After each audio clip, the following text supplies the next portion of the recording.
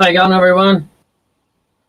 John, I started it early because I had things to do, so I wouldn't have to worry about starting it. So, blah, blah, blah, blah, blah. How you going, Robert? How you going, Dr. Bob? Good.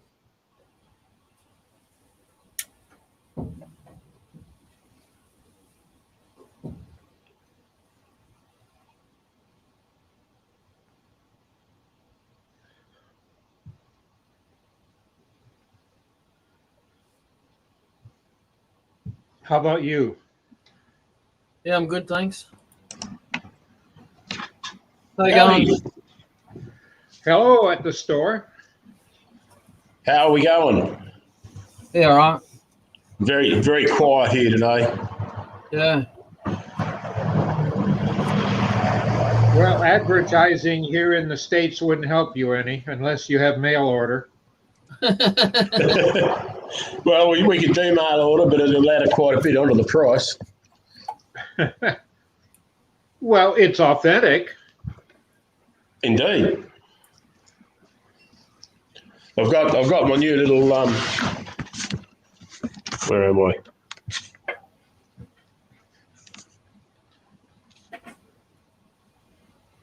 Lazy Susan. No, it's a little electric turntable. Yeah. Yes, they're really nice. How you going, Scott? I've got one. Hey, John, Robert, Scott. So I had a bit of a weird thing happen overnight. Right, my cameras didn't pick this one up. I don't know whether I want to hear this. All right. Block your ears then. The cracks in either ends, right? Obviously they radiate out, but I put the beeswax treatment on it, the liquid, the wax, and then the polish. Well, they come out overnight. I mean, this morning, and overnight, all those cracks have closed up and squashed out all of the beeswax and everything that was down inside them. It's kind of weird. So the liquid's rehydrated the wood. Was it humid last night? Sorry? Was it humid last night there? No, it was quite mild. Yeah, because as far as humidity goes, it might have been that it picked up some moisture, and moisture would cause them to close. Yeah, it was most probably from this stuff. Well, that'd be an oil.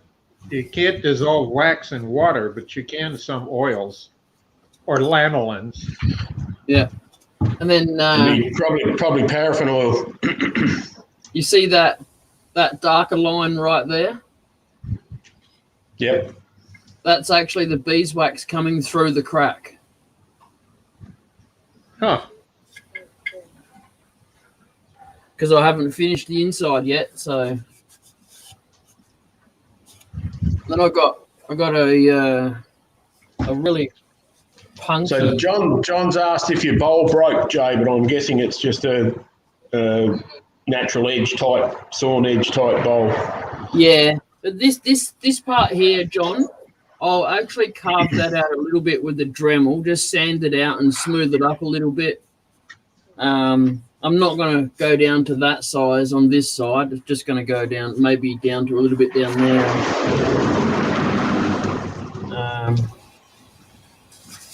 Yeah, just got to smooth it out a little bit on the inside down here. Oh, that's right. This bit here, it's punky as hell going across here. But it's beautiful and smooth on this side. So I'm going to have to do that bit by hand, I think, or with the Dremel at least.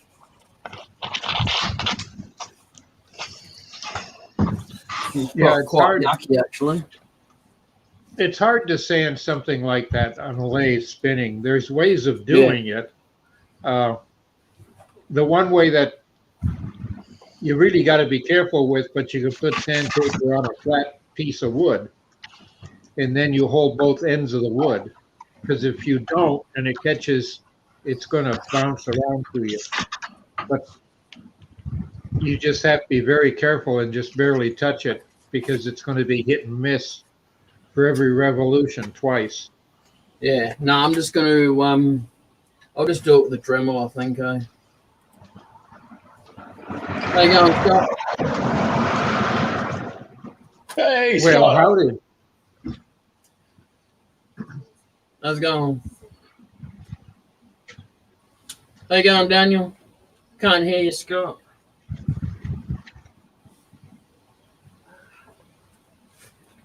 Still can't hear you, mate.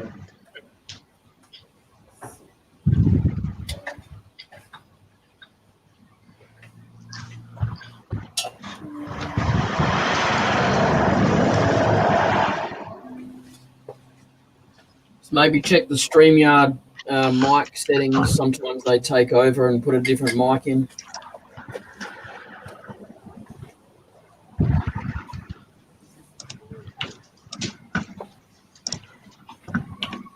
Can you hear me now? Yeah. Yep. Yay, bloody StreamYard. Yeah, I'm good, mate. I'm good. I would Always be good. blame the software, not the operator. I would be good if I didn't have a customer ring me up at 3 o'clock this afternoon asking for a commission to pick up at midday tomorrow. It depends on what the commission is. It's a scroll saw piece. Oh, it's 5 minutes work, isn't it? Nah. Oh, 3 minutes. There you go. Hang on a sec, Scott. Do that again. Once I get Oh, yeah. That's a dog. I'm working at the moment. Yeah, it's a French bulldog. Actually, a couple of the people I've sort of subscribed to on YouTube, yourself included, there's some absolutely bloody wicked scroll saw stuff coming out. I've only been doing it a couple of months. How you going, Mike? Now I've set the new channel up. That's not just going to be turning. That's going to be turning, scroll sawing, flat work, bottle art. Yep. So, The Yeah, it's all- multi-purpose, Hey, Scott. the multi-purpose craftsman. yeah. Mike's Yes, Jay. got a question for you in the chat. Right, hang on. Let me. Why has it kicked me out of the chat? What blades are you using? Yeah. Where are we? What blades are you using? I'm using Pegasus.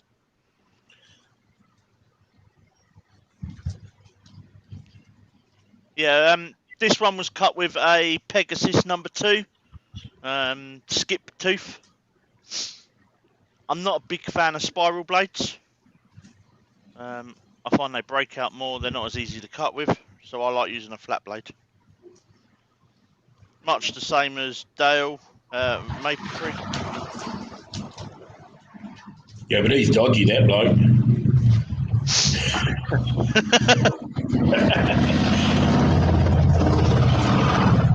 That was the wrong bin.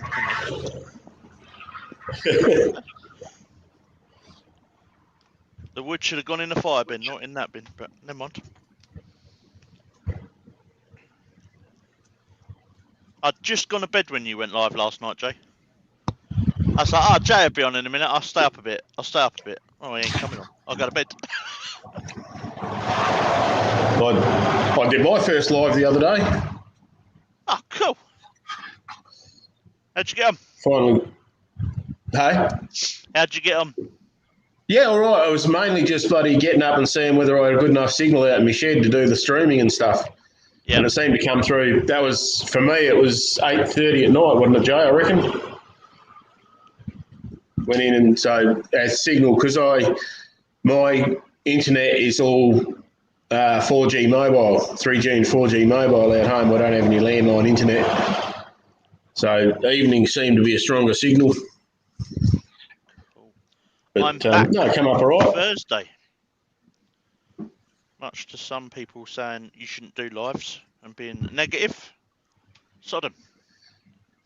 Well, it all depends on, to me, I've got a thick eye. I don't take on board anything anybody says too much anyway, as long as I'm happy doing what I'm doing. Yep, that's what I've said. I don't care no more. I saw something one day that was, and it pisses my wife off because it's pretty much what I do. But it said, what other people think of you is none of your business. Don't care now. I laugh. The first few videos I put out on the new channel, one of them's got 105 thumbs down. Oh, hang on. Which one? I'll go and add one to it for you. Mate, that means 105 people have watched the video. That's right. Yeah. or at least clicked on the link. You know, like, I don't know. Yeah, care factor's not very much on that. It's, I've been sitting there floating around. I have a look every now and then, and I've gone from 65 up to 75, back down to 68, up to 73, back down to 72. People subscribing and unsubscribing, but I don't have time to keep putting, and I get it, I don't have time to keep putting content on there all the time. Yeah, it's like me, you know. And if you want to keep people looking at your channel, you've got to be putting some significant time into it, like Jay does well, because he turns every day. He's got a live every day, and it's bloody awesome. Well, what I'm going to do He's is got commentators. I'm going to stick to my Thursday nights, but the Thursday nights I can't do because of work. Keith from Circular Wood's going to step in and do them, and I'll just do his Tuesday lunchtime. So we're just going to swap around. Yeah, see, the lunchtime lives work for us in Australia more so, not now, because at the moment they're 11:30 at night. But when our daylight savings switch around with yours again, it'll come back and they're 9:30, which is not a bad time to be watching something for an hour and a half. Yeah. You know, I was just getting used to my 9:30 time slot every night. Was looking to see who was live, and it was good. And now sort of we got the lunchtime lives are 11:30 at night, and the evening lives are 6:30 in the morning. It's a bit early to be getting up and watching someone turn, isn't it? Well, I get up at sort of 6 o'clock in the morning work days anyway, but I've got other stuff to do. I can't turn YouTube on and watch that. I've got to go and feed me animals and then go to work. So, but anyway. More life than YouTube. Is there? Hang on, what? It's about supporting each other, isn't it? That's why I do it. Supporting other makers. It don't matter whether in the UK, Australia, US, wherever. Yep. So, and having fun while you're doing it, that's just as important. As soon as anyone starts to take it or themselves too seriously, it's hard work. I'm going to try and do funny or different turnings. Because a lot of people are doing bowls, a lot of people are doing coloured stuff. So Thursday, I've just picked up a commission. I went to a job. I've been on nights. I think it was Tuesday night. A Grade 1 listed building, which is a home for retired priests and people from the church. And they've had some vandalism in there. And I was just speaking to the vicar, or the priest in charge, and I was looking at some of the woodwork there. It was stunning. And she said, "Oh yeah, we've got to find a wood turner." I went, "As it happens." Oh, as it happens. Yeah, I've got some. There's a little story there too. I just not 10 minutes ago, I had two blokes walk in the door and say, "Can you tell us where to get some fish and chips in Kingston?" And you may or may not know that my wife and I own a fish and chip shop. No, I don't. In Kingston. As it happens. As it happens, yeah. So yeah, as it happens, you do know a wood turner. Yeah, I've got 5 finials for like staircase posts that have been kicked off. They're just simple acorns. She wants them out of oak. Not a problem. Yep. And then there's some other bits that I need to go up there and have a proper look at. But being Grade 1 listed, yeah. So that'd be like our heritage listings over here, would it? Yeah. So it's got to be done in style with the building and matching same timber and Grade 1 listed is like at the top. Yeah. The building was built in 1666 or something. Okay, cool. Yeah. That would put you eligible, what is it, for the Worshipful Order of Wood Turners? Only if to become a member of that over here, you have to be a registered professional wood turner. As opposed to a registered professional arsehole. Yeah, and it's But if you're doing heritage work should qualify you when you're done so with like it. all my finishes are in a normal kitchen cupboard. If you become a member of the RPT, they have to be in a metal lockable cupboard. Why? I don't know. There's so many rules and regulations they put They're down. secret. Geez, all my finishes are on a shelf. Yeah. Well, one of these days, figure out the time, but get you with us on the DAWG meeting. It meets online Tuesdays and Fridays. Okay. And Paul often pops in here because he thinks this is what should happen where you are. But he, is president of it. And he'll be at our club meeting tomorrow if you want to have it where you are. Sit in. What time is it tomorrow? It'll be noon 30 Eastern. So what time will that be here? That'll be 4 hours difference. 5 hours, I think. I'll have a look. See what I'm up to. Or what the wife's got for me to do. Well, if you want an invitation sent, I set up, and I haven't talked about it yet, but I set up a private internal group for the people that just hang out at Jay's place.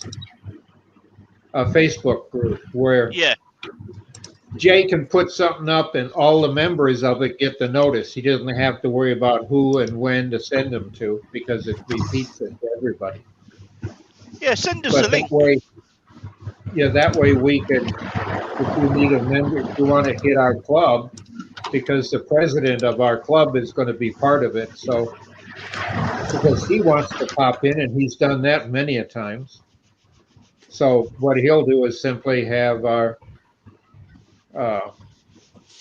whatever he's called today, communications chairman, program chairman, send you an email, everything you need, to click right through with the password for you.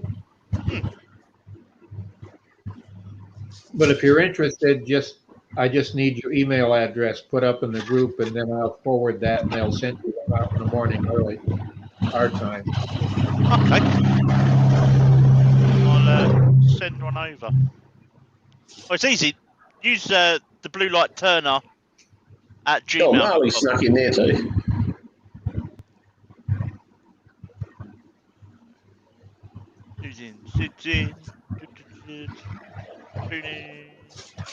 Mike. Loads of people up at crazy hour. What's going on, Sid? Marley's in. Robert's in. Hodge. Hey. Mike's in. Hey, got Marley. Tournage du Bois. I don't know. Is there another name associated with that one? Daniel. Daniel. How are you, Daniel? Nice to meet you.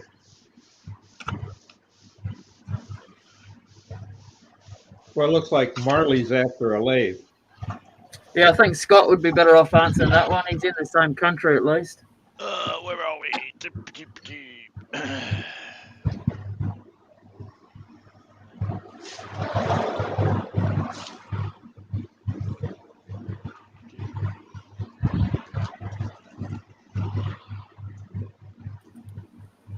Hey, Sid. Yeah. If you got a bit of spare time, do you reckon you could go around and grab everyone's YouTube channel and put it in the chat? That's what I'm actually doing at the moment, mate. Okay. Yeah. Hey, Daniel, can you see the Daniel, can you see the title of the live?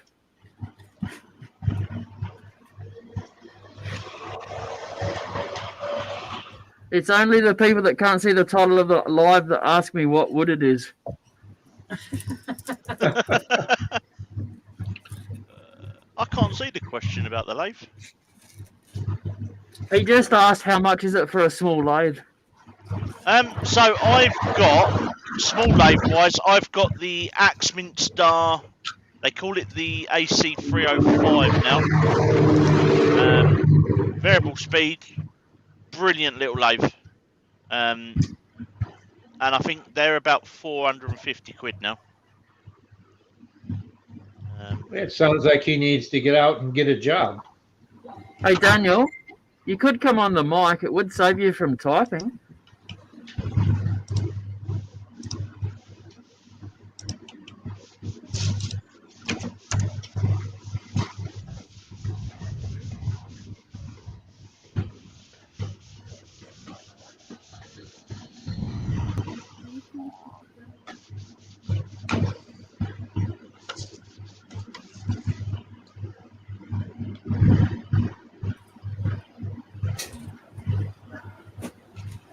How you going, Paul?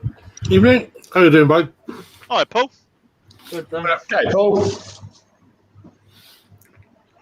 What's happening tonight then?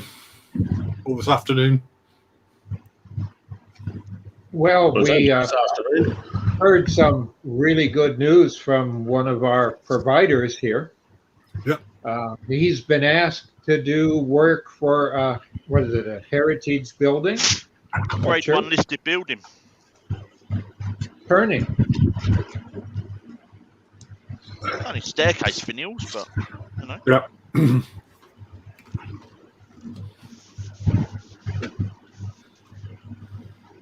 I know we list them, well, we have different listings for, but the same as you do in a sense. For historic buildings, historic monuments, states have their own set that they can put up, and then there's national ones. And a state can actually have one of theirs put on the national registry. So it's a bureaucracy to keep people to have jobs. Yeah. The grants for all of them, and they have to go through their state before they can apply for a federal program. And it's for anything on them. I know as Boy Scouts, when I was a teenager, we helped reconstruct an old barn that had been around since the Detroit area was called Fort Pontchartrain by the French. And that was interesting. All we did was take out some of the old nails from the wood and make sure they got numbered when someone took them down with chalk, and then so they go back up again. Nothing serious, but for teenagers, it was nice to have that happen. And then the book inside later listed all the people that did it, and I'm listed as a, but no one ever flips through it far enough to see that.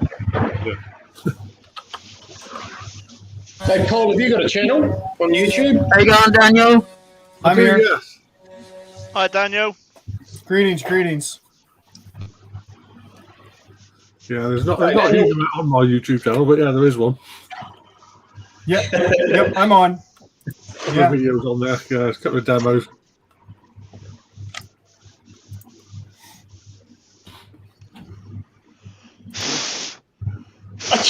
Oh, what's that dust, Scott? Yeah. Sanding out all the little nooks and crannies. I was going to ask Scott, when you get a commission this late that they want it by noon tomorrow, what do you charge them? £500? There's been a fee added. Nice.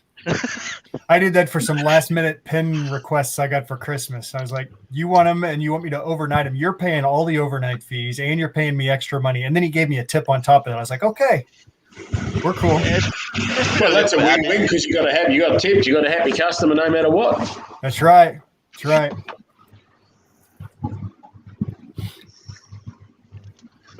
last one I did for a historic building is 6 years ago. The building, it's actually one that we meet in for our club. And we had a problem. Our club takes and we donate our time and materials to help restore it because it is a historic landmark. It used to be a church. It was a city hall meeting, the old style where you have a balcony that wraps on all three sides so people can look down in with it. And then the stage was the stage house later. And we found that the city wouldn't allow us to use the balcony because the spindles were too far apart. That is a very fussy thing here. So a little kid can't get their head in there and suffocate. Yeah. So they all had to be replaced, but they had to look like they were hand turned on a lathe. And they took them out and they numbered them because when they put them back in again, they had to actually repaint them with about 5 different coats of paint over the years that were on it, and then carve initials that were in them originally. Someone else did all that stuff, but they had to make them look as if they were when they started. So they'd take the one that I turned and then the one next to it, and then do their magic to it. But they took care of the painting and the carving and putting them back just to move them an inch. Gotta love it. Yep.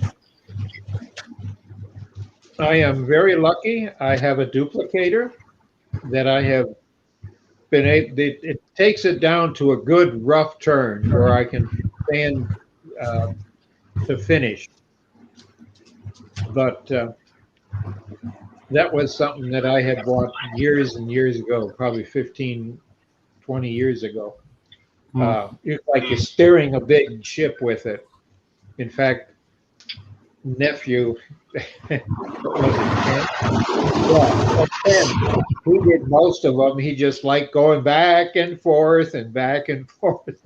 You know, it was 50 cents a piece, and that's a lot of money.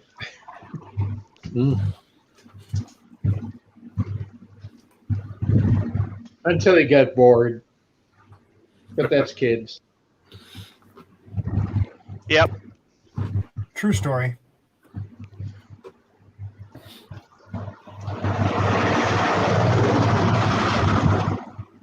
My boy says he's going to earworm for me on Thursday night, but we'll wait and see. Could be a double-edged sword. We'll see.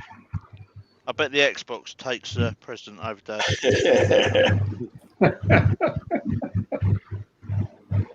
I'll tell you, that has made more money for Bill than all the licenses for Windows that's been out there, almost 10 times over.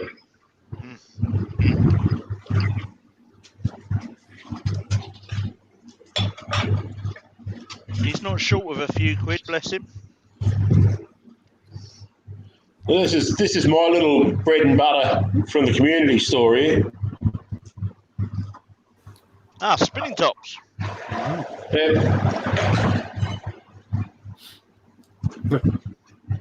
Looks like 2 or 3.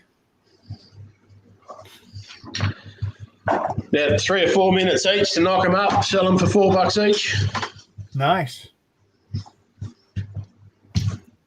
I mean, you don't sell enough to make a living out of it, but I suppose it's $60 an hour for making them. Chris from Bailey Woodworks just joined. Hey, Chris. Hey, Chris, how you going?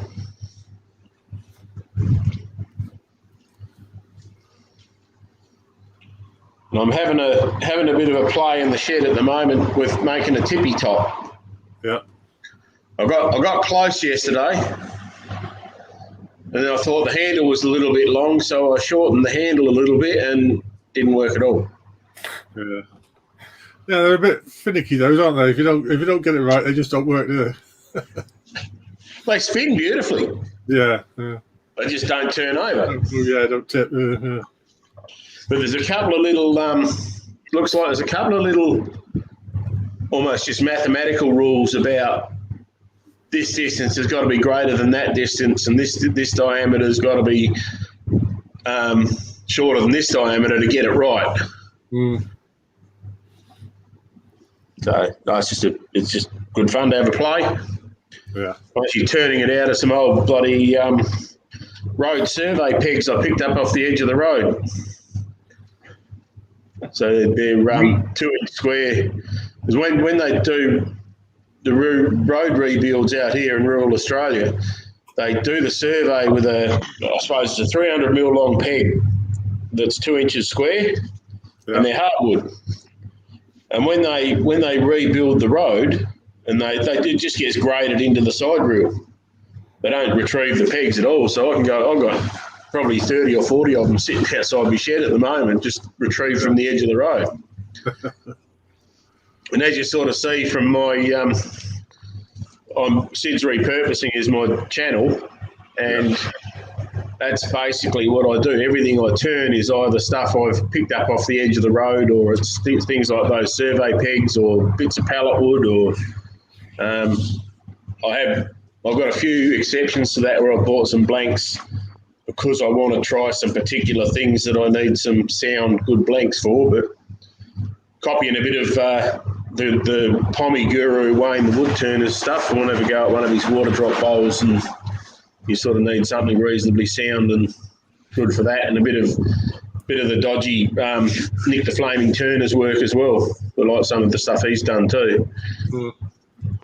So, and I don't know that I'd achieve it with roadside find or pallet wood. Wood's not quite good enough.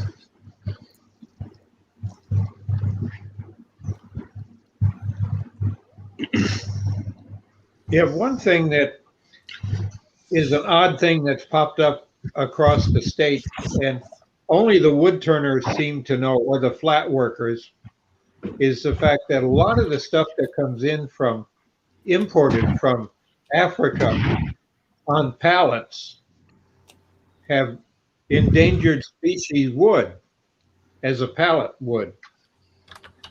So now the people at the warehouses, where they retrieve all this stuff, are getting smart, pulling nails and selling it, and making a killing out of it. But they didn't import them, and they were brought in. Well, that's the argument. Were they legal? By our laws, yes. If you were importing, because it's a pallet, it's a utility, and what it's made out of isn't specified. And often, if it's out of South America or Africa, it's endangered wood that's expensive here. Mm.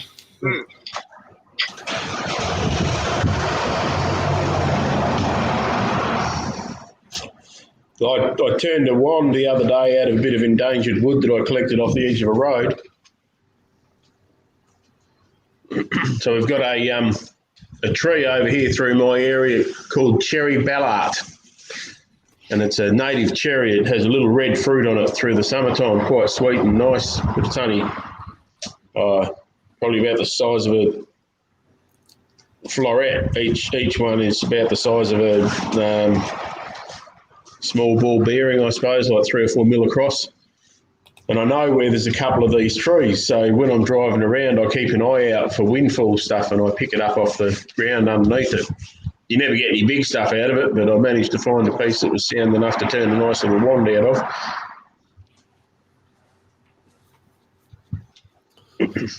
Yeah, that's a good thing about wood, isn't it? It grows on trees. It does. Yep.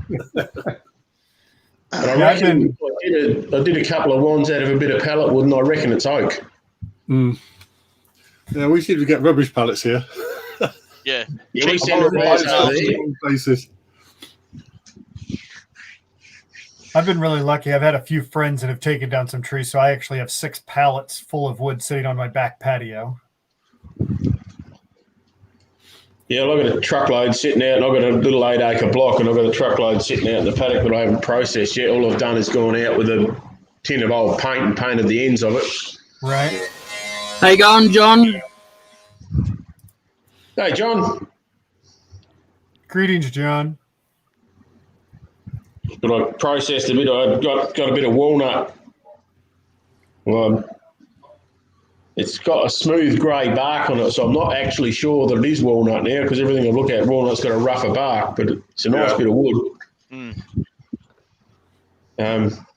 I got given a bit the other day. I ain't got a clue what it is, apart from it was one of the planks off the pier at Brighton. Well, there you go. Bit of history behind it. Don't ask me what wood it is, but...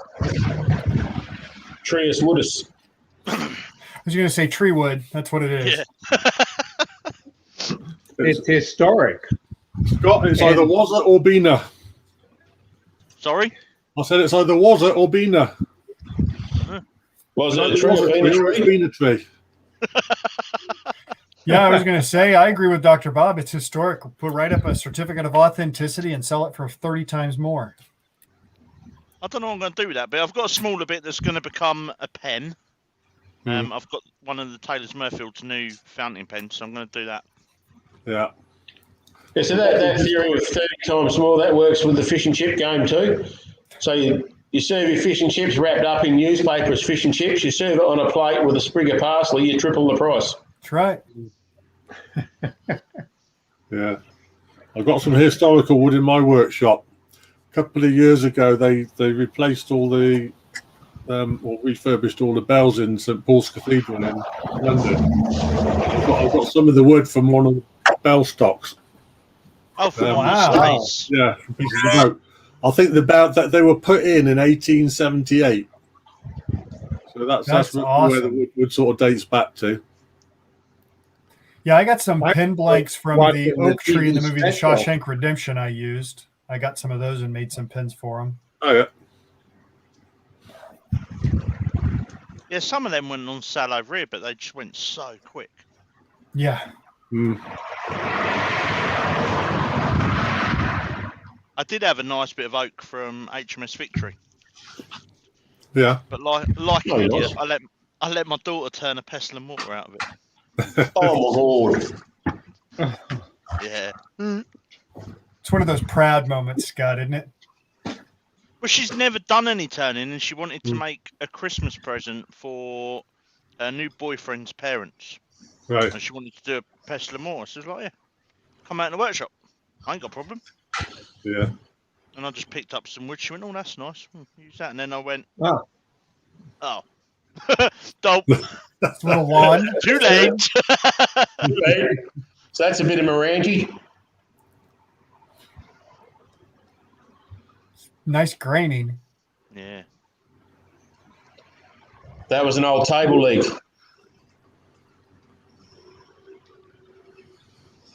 Wow, that's nice. Hang on.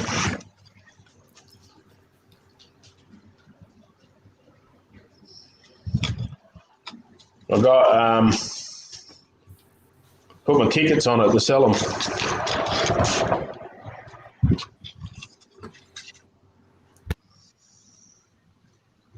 Oh, that's beautiful. That's Banksia. That's a bit of roadside wood. Left all the cracks and stuff in it. That's why it's turned so thick, so that it'd hold together. Yeah. But the really nice grain and the blemishes add to it, not take away from it, I think. I agree.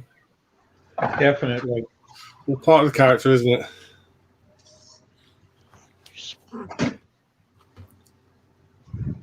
One of my friends gave me a Banksia pod to cast in resin for him to turn something out of, so I've just got to wait for it to warm up enough to do that for him. I've never had any luck with Banksia. I've tried a few, but I try and avoid them wherever possible because they end up covered with this orange fuzz and looking like an orangutan. Yeah.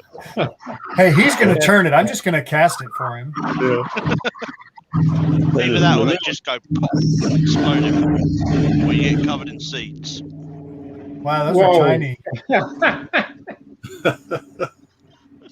That makes me think of Rob CP's little tiny goblet he turned. It was, 4 millimeters tall?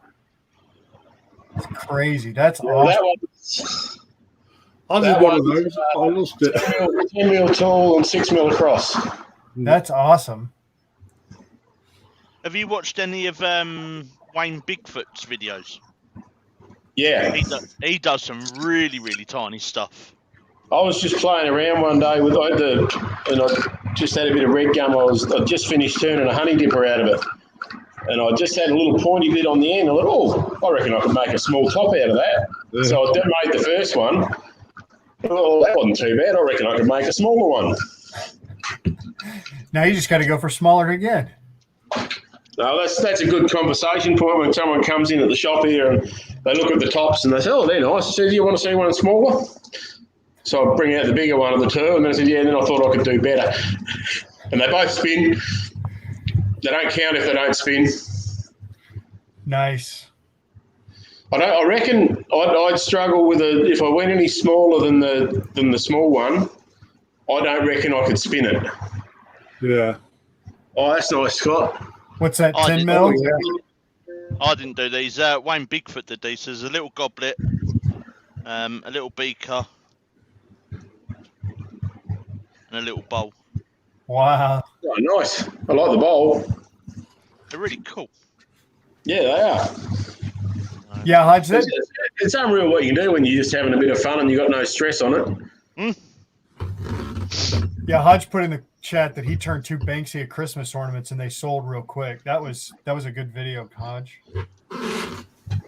Yeah, I've got a milk crate full of Banksia pods. Probably they'll be 8 inches long, but they're not quite dry yet. I might have to stick them alongside the fire through the winter to dry them out and get them to pop open. Yeah. But do you have any? They'd be a fortune here. They're very hard to get, big ones. Robin, I think you're wrong. He said we should try turning a bowl from a peach pit. I think he's wrong. I don't think we should try that.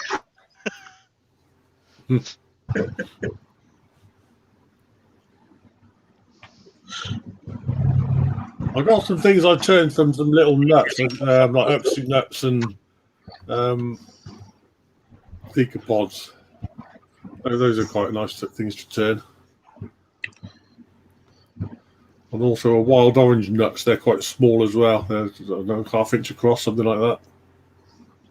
Hodge, now I'm going to have to dig through your channel to find I'll that. go and have a look. Sorry?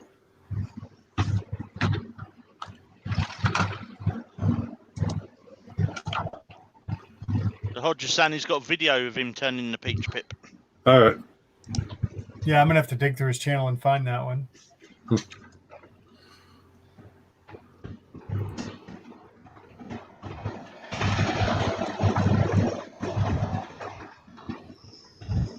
It's nice looking, Jay.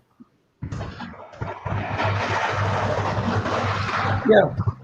He had a question just before he started that puzzled me. Is the fact that overnight he waxed it before he went in the house. And when he got up this morning, all the cracks that they had wax in had closed and squirted the wax out.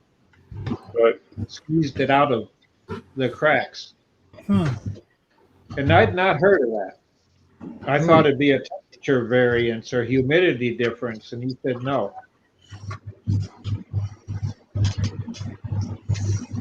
That's interesting. And It's they weren't self-healing glued. wood. Yes. But that piece yesterday is the one he started yesterday that he had problems and has been modified because Mother Nature didn't like the way he was doing it. Yeah. Well, that's beautiful now. We have a lot of elm here where I live, but a lot of it's American elm or Siberian elm. We don't have a lot of Chinese elm.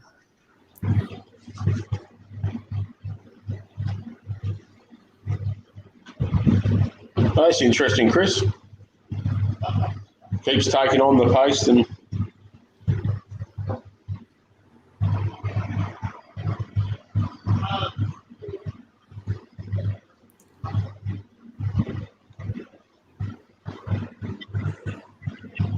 Well, yes, when you make when you do wooden buckets, and years ago I used to do that at a craft fair. Take the staves, and you have the hoop to go around them and lock them in place in the bottom. You always fill them with water because you want them to swell, because that causes the cracks between the staves or the. Yeah, you get a good seal then once it's swelled, don't you? Yes. Some of the same principles in some ships too. The wooden ships, they dry out, they open up and sink. They've got to keep wet to keep watertight. Yeah, yeah. I've got a little circular chicken cage I'm making a lid for. I picked up some old, really thin pallet wood, and when I'm watering the lawn, I stick it under the sprinkler and I get it wet. Let it get it wet for a couple of days. It's the same theory as using steam. It just takes a lot longer, and then I can bend it round and screw it to itself to make a ring to go around it to put the netting on to make a lid over the top. Long and painful process, and a lot of quicker ways to do it, but it's the principle of the matter. I decided I could do it, so I will. Yeah. Well, being winter here and it's really cold, it's hasn't had these temperatures in about 15 years. My wood piles outside, and I have friends of mine, arborists, always bring me stuff that they think I want. Big barrels when they cut trees down, something, They even cut them down to the wood and then split it for me or cut it so I can let it dry to cut bowl blanks. And I was going to coat the last set that I got, except it froze before I could. So I'm waiting to see what happens. If come spring, if I can coat it or not. But it's froze solid.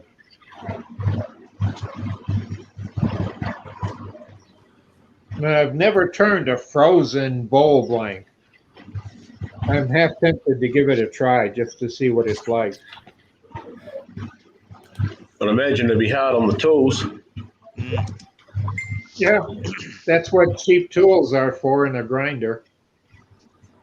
Yeah, that's what I use when I'm turning the driftwood. I use the cheap tools because the salt and the sand that's in the driftwood tends to dull the edge pretty quick, and it doesn't matter whether it's a cheap one or an expensive one. It still dulls the edge pretty quick.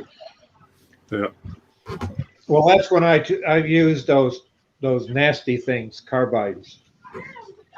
What? Pardon? The C word? Yes, the C word. Well, I use them for hollowing, deep hollowing all the time. Robbo's not here. You're okay. Yeah, but I've got a piece on my lathe now that's 19 inches long and 3 inches in diameter, and I've got it all the way down to the bottom. And I'm just wondering what's going to happen. I've got it. My shop's not continuously heated. About an hour before I go out, I tell my voice assistant to turn the heater on so it's warmed up by the time I get there. Yeah.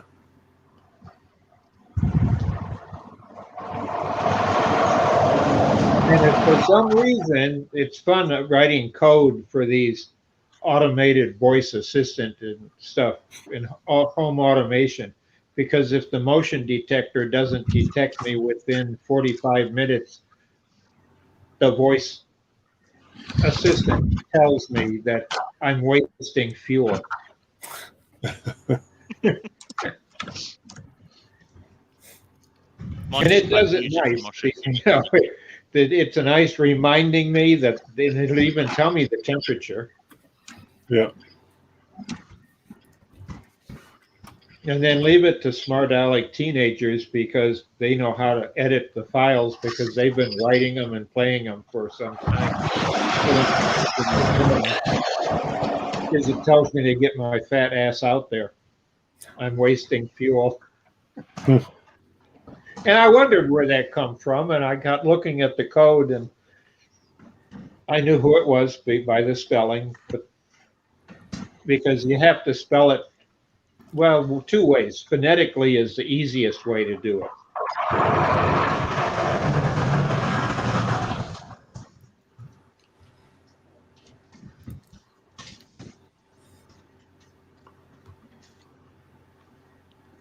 Well, it's been a pleasure chatting with everybody. I got to run and eat some dinner before it gets too much later. So have a good evening, and All right, everybody Daniel. stay healthy.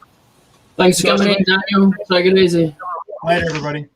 Right, Good cheers. night.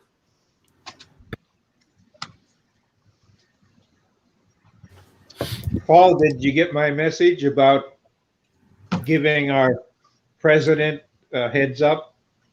Yeah, I did. Yeah, thanks. Yeah, Jeff would be glad to. He said that because of your position, it's like we don't charge.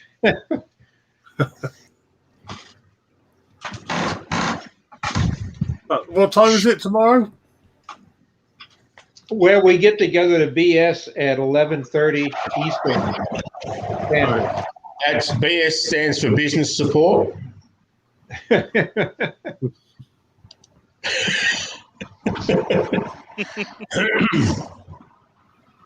I kid you not. That is what. So the board that I work for, the landscape board here, the administration team in Mount Gambier are called the business support team.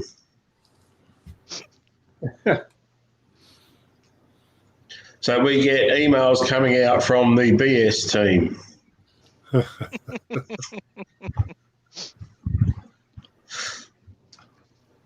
I have seen that in government so often.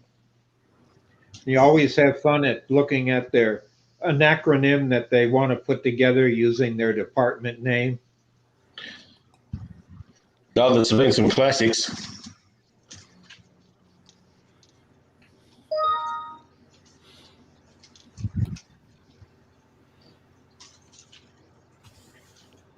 We make acronyms up all the time at work. Well, in the medical Not for industry, anything. there are Well, it's not for anything medical. It's to describe a patient, so they know we can be horrible about them and they don't know about it. So you stuff like PFO. Yep. The PFO, the PFO. Yeah. Now this is flob. The patient's looking at you again.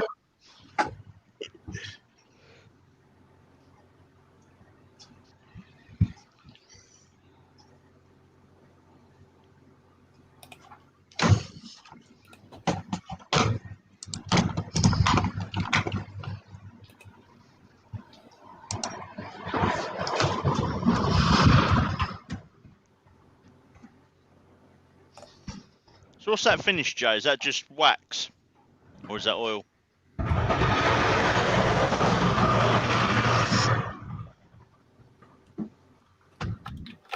Okay.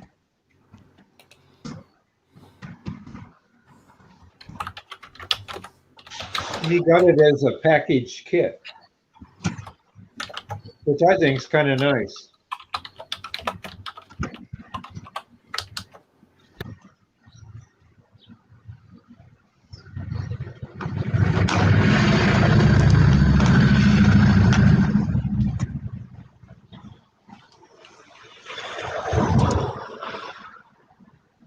I would think living that close to the railway, because it's about 20 feet behind him, where he's standing now, is the tracks,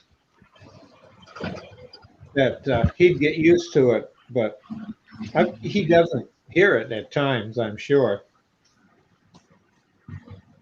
But you probably could tell time of day by the trains. Yeah, well, he's 20 feet from the railway and 30 feet from the airport. I couldn't live that close to that dim waiting. You don't hear it after a while. I live near a train track, one town I lived in when I was a young fella, and I reckon the first 3 or 4 nights I woke up every time the train went through, and then after that I didn't hear them anymore. I'm sure they were still going through. I'm such a light sleeper. Well, when your hearing never gets turned off. that's the unique thing that people don't really realize. You're hearing people have put probes and whatever and monitor people for years and years.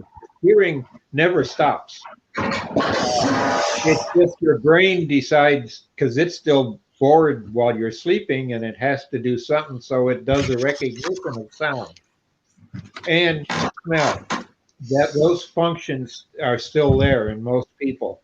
So you can sleep through a horrendous storm. You can sleep through a bunch of stuff. But if you have a newborn baby, it'll wake you up instantly. Because the brain realizes what it is and wakes you up. So you never, you always hear them. It's just the brain says, okay, that's the 1110. I know what it is. Such and such an airline, well, they're pretty low tonight, they're trying to land. Oh, there must be a fog outside because the planes are coming from a different direction. And it's one of those things, like I lived by an airport growing up, Detroit Metropolitan Airport, when they were building it. And it got to the point where you didn't hear the planes anymore, even though it went directly over our house, which was in line with a runway.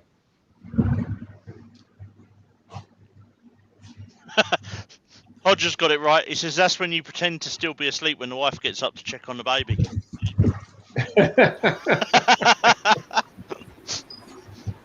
I'll do that with the dog in the morning. Did you not hear the dog whining? No.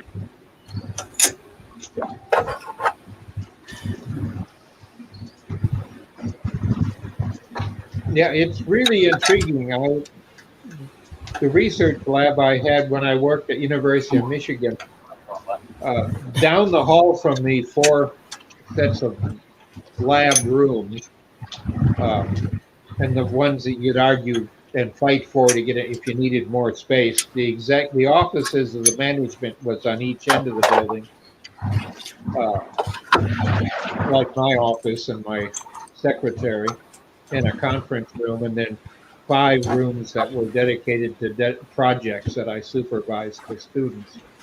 And that's all I did was supervise research projects and help them figure out where they had to get what, and the best way to get something, they'd argue, well, do you have something like this in a warehouse or where? And no, but tell me what it is and give me the make and model, and I'll call around and usually find it for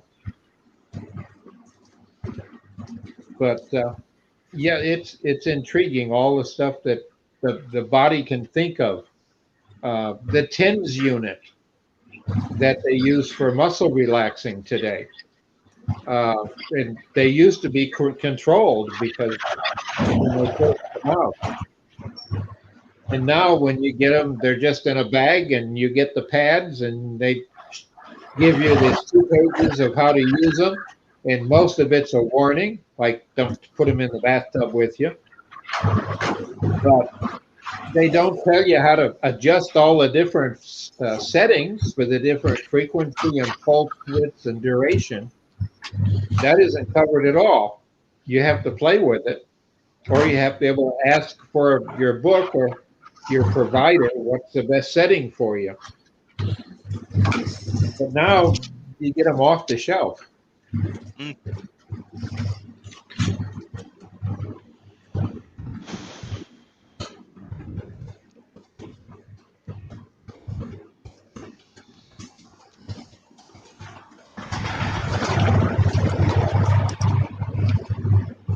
Paul, you got lighting problems, or you're running a video? You keep flashing. I'm not sure. Light is all right, I think. Oh. Huh. Is it flickering, is it? A little bit. Occasionally. Oh, It right. looks like a light flicker. Yeah. Put But 50p in the meter, Paul.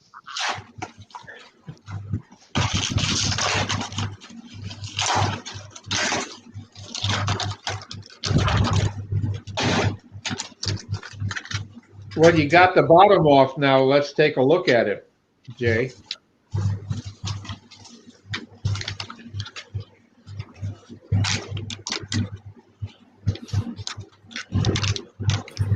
I haven't got that far yet, Bob. Oh, I thought you had. But that's gorgeous wood for being found, lost and found wood. Oh, this is someone advertised this on Gumtree, Australia, and it was only up the road from me, so I went and collected it. It was basically the whole trunk. They got rid of all the little branches and stuff. Mm. Yeah, it's all right. Yeah, I have a chunk of that sitting in my shed. Yeah, it's got an odd.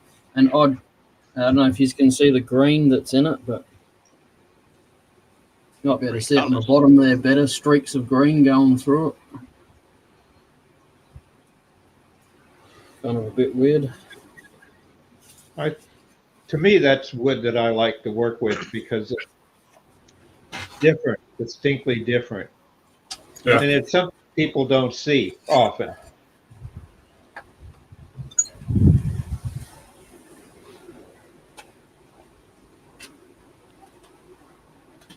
Well, did Robo contact you tonight, or is he busy? Yeah, no, he's got other stuff to attend to today. That's Personal rare. business. Usually he's here to harass you.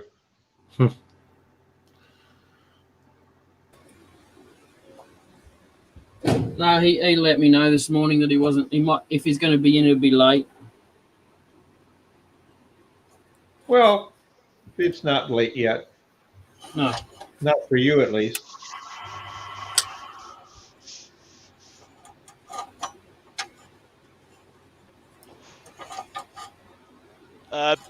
It didn't go well, Hodge. I couldn't do my therapy and give up smoking at the same time. Yeah. Yeah, I gave up about 12 years ago now. What did I do? I did 18 months.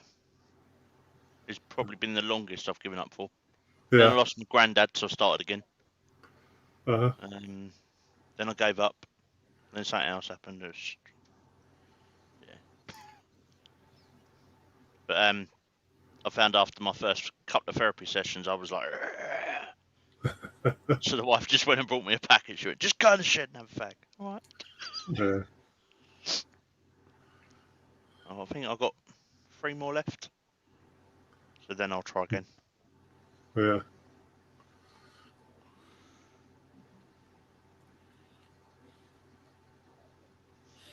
It's the cost of it now, though. She keeps Yeah, going. expensive hobby. She keeps going to me. If you put that £70 a week away, you'd have your new lathe. Yeah, right. Yeah. Don't want a VB36, do you? I ain't got space for it, Paul. Yeah. And I don't think the shed floor would take it either. No, they're quite heavy lathes.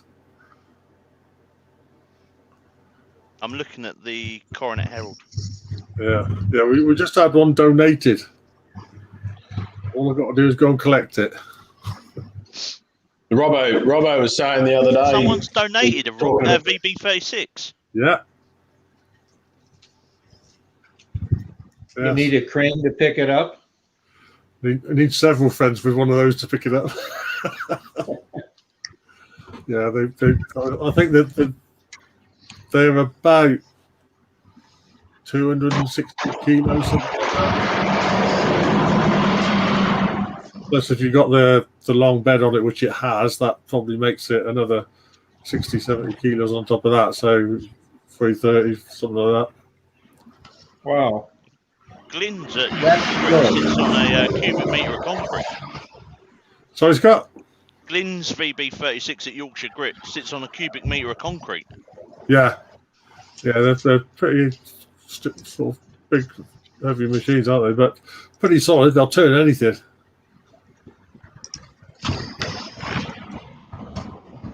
If you can hang it off the front of it, you can turn it, basically. Yeah. And I see some pretty big things hung off the front of one of those. I think it was a few years back now, but I could think it was Stephen Cooper or something like that. He turned a bowl that must have been getting on for 6 foot across on one of those. Gee. Oh,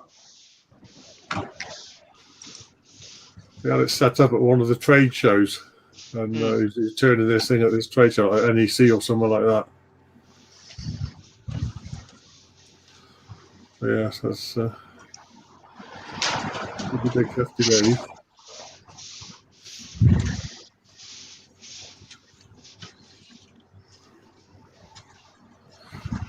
I've got a technical question. I'm assuming to participate in the chat, you have to log in somewhere else, do you? Yeah, YouTube. Or yep. So if you go onto YouTube and bring up Jay's live, you can actually pop the chat out and then close the YouTube down, so you don't have 2 video streams going. You just have the chat. Okay. Yeah. Uh-huh. You go up in the chat, in the top right-hand corner, it gives you the option to pop it out. And then you can just bring it up and it sits over the right-hand side. Well, I've got mine sitting over the right-hand side of the StreamYard stream. Yeah, the StreamYard chat's a bit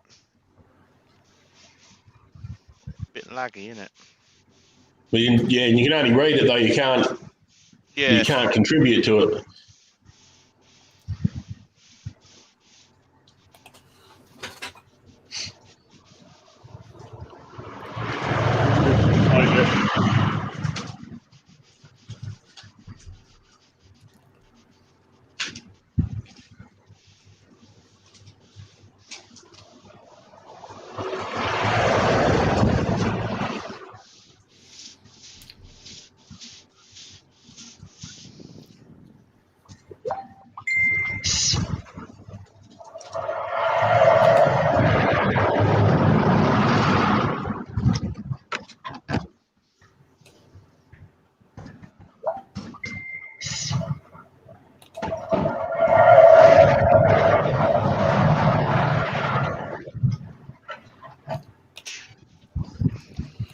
Yep, got it. No water in the coffee machine. That's tragic. What's that? That's all right. I'll keep No water in the coffee machine. I keep a spare bottle in it. Oh, lucky. I like a man who's prepared. I haven't got any water in the coffee machine either here, but the other problem is I don't have a coffee machine. That's why I'm sorted in here. I've got my radio, I've got my coffee machine, I've got my heater.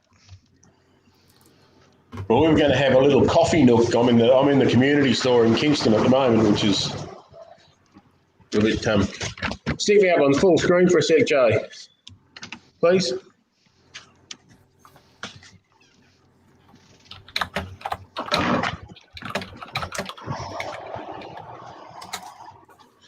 Is that where you get to sell all your bits and pieces? Yeah, so I've got all sorts of makers in here. That's the little naughty corner over there. There's some risque art on the wall and some cups with some stuff on it. Tie-dyed stuff up in the back corner. Fridge full of homemade food. The white counter with the green sign above it, that's mine up the other end there. Little community bookcase in the corner there. We've just started up so people can come in and just grab a book or drop one off or whatever. That's a good idea. So, yeah.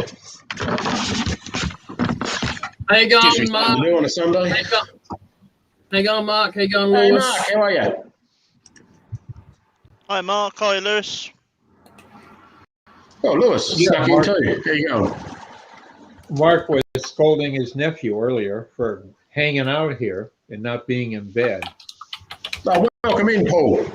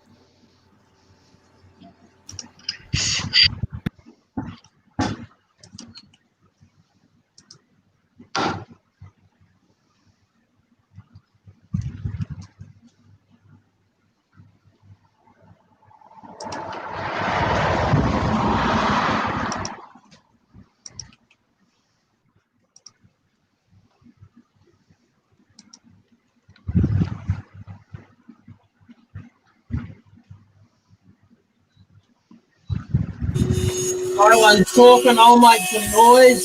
Go, Jay. Keep the noise down.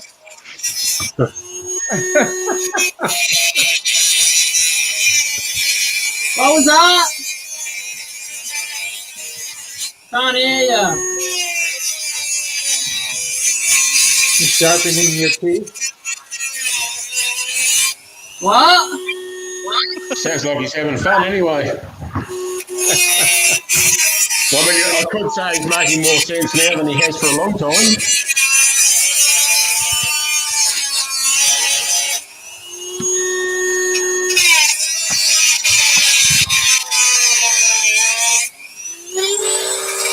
Yeah, let's go.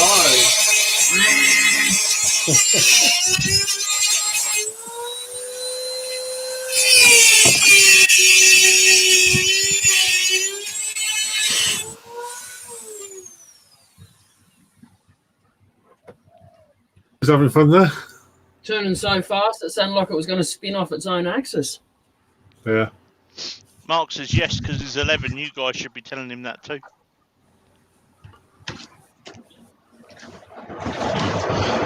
And like that's going to have a lot of effect from here. I guarantee if I go indoors now, my boy's still up. I just got to sand the bottom off Gaming there. with someone. Just got to sand that little bit off there. And Bob's your uncle. Oops, sorry. Could be your auntie these days, but... Don't be, Bob is your non-gender specific siblings, parent-siblings relation. Yeah. Auntie That's Jackie's sister's brother's boy. Not my auntie, it's his. Right. Run away I then. don't think you're all that helpful there, Robert. Oh, look at that. He must have got offended. He left. Who's that, Dr. Bob? Yeah. I don't know. I reckon you'd have to work hard to offend him. Yeah, I reckon so. Be like, I've had experts try to offend me. Well, see, I have this little theory with people who, in order for somebody to offend me, there has to be two things that are relevant. One is I have to care about them, and two, I have to value what they think. And if both of those things don't apply, not one or the other, they both have to apply. If both of those don't apply, they can't offend me because I don't care what they think. Yep. My wife, of course, is the opposite.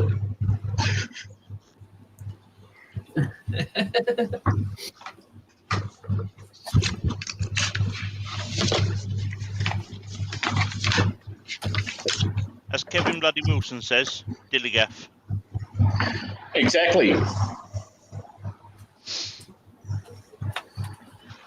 There's another one that I've got. Next time Cade's on board, or who else is from up that way? There's a John C. Kevin Bloody Wilson YouTube video that says you can't say something in Canada. Oh, yeah.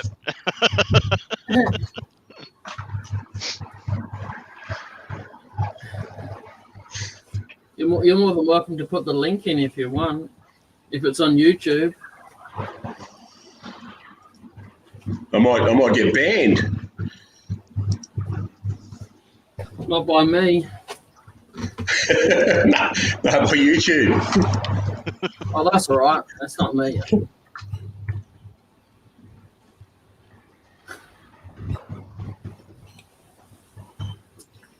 All right, it's your turn, Scott. Let's go. What are you doing? You What am I scrolling? doing? Finished scrolling for tonight, so I'm just waiting for that to oil. Does it oil itself? I've just got a container that I'd stick it in. I could put some lemon oil in there and leave it overnight. Yeah. I was going to start my next one, but I'm still not happy with the pattern.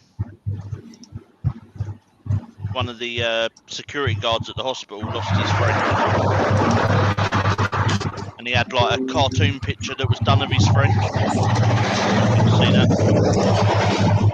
Oh, And yeah. he wants that Oh, yeah. scrolled. Yep. So, but I'm still not happy with the pattern. I need to get my drawing tablet out tomorrow and have another play with it.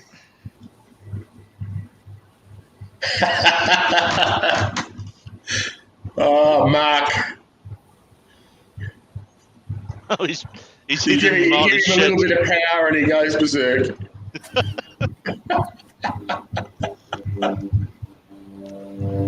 That's the channel that Mark knows about, though. He's probably got another one. Yeah, no, he's in here lurking with something else as well.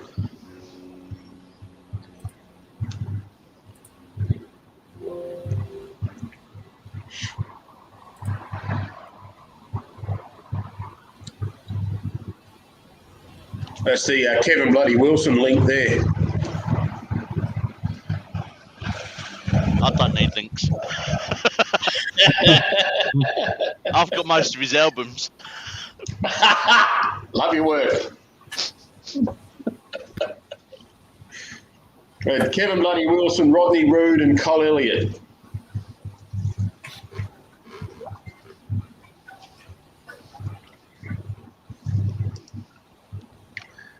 My crewmate introduced me to a new band the other day.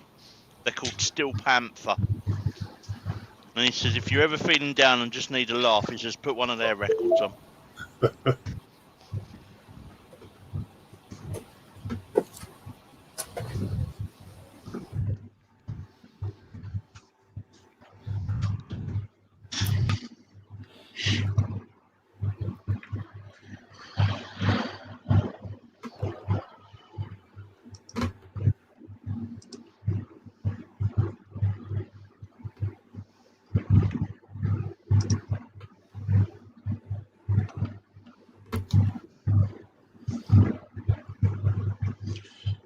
I'm going well today. I've been here for nearly 4 hours and I've sold 2 things.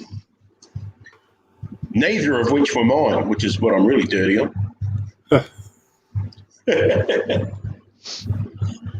Busy day then. Yeah. Do you have to, like, volunteer to man it then? Yeah, so, well, it's a bit of so we pay commission on the stuff we sell. Yeah. And if you do volunteer there's a minimum level you have to do. So if you don't do any volunteer hours, you pay 30% commission. If you do the minimum number of volunteer hours, you pay 20% commission. I suppose you've got to pay the rent and the rates and all that lot, haven't you? Yeah, so we don't. A lot of the other community stores over here, the buildings are provided by councils, and they're heavily subsidised. We've got to be sustainable in our own right. The landlord's been pretty good. We're coming up. The end of this month will be Robbo. 5 months. So it will be 1st of October, November, December. So we've had 5 months rent free. Hey, Robbo. Good What's going on, afternoon. Robbo? What's going on? Cheesed off to the max at the moment. Yeah, who's upset you then? Bloody idiot Sunday drivers for starters. Yeah. I don't think they look sideways or anything. I had 2 blokes try and force me off the bloody road because they didn't look sideways. Idiot. Whoa, what's that noise? Sid. Idiot retailers. The shops are packed and they've got one person serving about 6,000. And then you get to where they go and you ask what they got. Oh, no, we don't keep that, even though they advertise that they bloody well do. So, yeah, all in all, just thoroughly pissed off. My wife's happy because I didn't spend any money, but that's the only redeeming feature.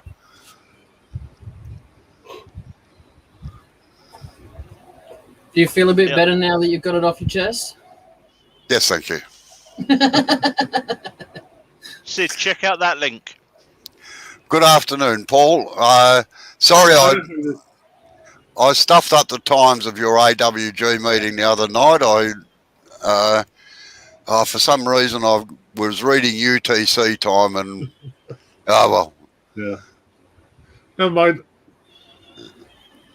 I'll get to the next one probably. Yeah. And how are you, This Scott? video may be inappropriate, Yeah, I'm good, Scott. mate. Sorry? Sorry, what was that? This video may be inappropriate. Yeah, I think you have to click it and then it'll let you see it. I know. What are you up to, Jay, today? You're too late. Oh, okay, good. And good afternoon. Good afternoon, good afternoon, everybody off to the side. Robert Hodgepodge and let's see, who else have we got there? Oh, Mark the Gentleman Woodturner, Lewis the Klondike Craftsman. I hope you're feeling better than I am, gentlemen. Yes. Go and find a bit of wood to take it out on, Robbo. I know, I kicked the workshop door as I came in, so that made me happier. Either that or find a piece of wood to take it out on someone else with. That's right. Yeah. Yeah, I've got some lovely big yew branches here that are looking for a home. They're about that, you know. Oh, yeah. He's got a big dummy you can suck on. Hey,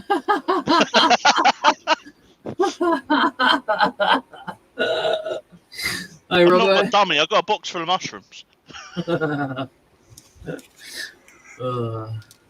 No, it's been a long time since I took out my temper on a piece of wood. I must admit, the poor old girls that worked for me, the two ladies that worked for me, were absolutely surprised. They'd worked for me for about 3 or 4 years and hadn't seen me do my lolly. But it was one particular job. It did not matter what I did. I could not get the shape right into it. I only had 1,000 of the things to do. And it just wouldn't work out right. So anyway, I picked up this chair leg, and it's a good 100 metres, I suppose, to the service station across the road, and I cleared the roof of that when I threw it out through the door, and abused its heritage considerably. And they sort of went, whoa. I didn't hear a peep out of them the rest of the day. It was rather good. You see me shaking my head, Scott? Did it make you laugh? Dear. Let's see what's going on behind here. Looks like you got a couple of blankets, a spray bottle. Yeah, no, that's all the packing.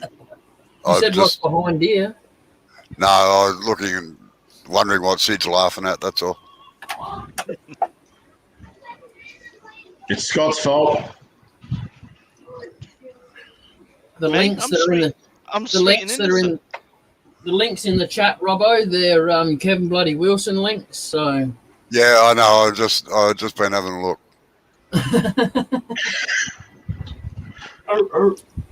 I might have to mute my microphone, I think.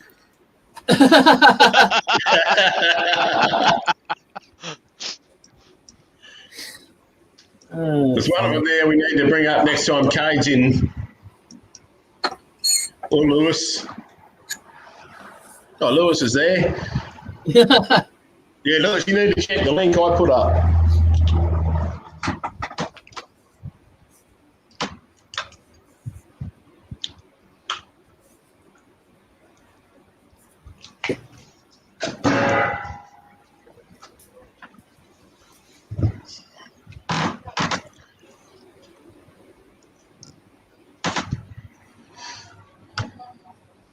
What's your next project then, Jay?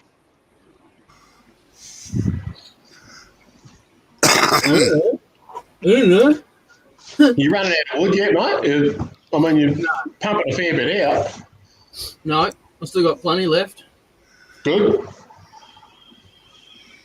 Not as much as you, but I've still got plenty. Yeah, but you're going to get through yours quicker, and you get through mine quicker than I will. Yeah, good point. Most of you won't even be able to see these on camera, but Shiny things. blue diamantes. Okay. I'd pick one up and show you, but I'd mostly drop the bloody thing. G'day, John. Sorry, I missed you in the thing before. And I thought the song, the next one along by the Steel Panthers was more impressive. Hard being wonderful.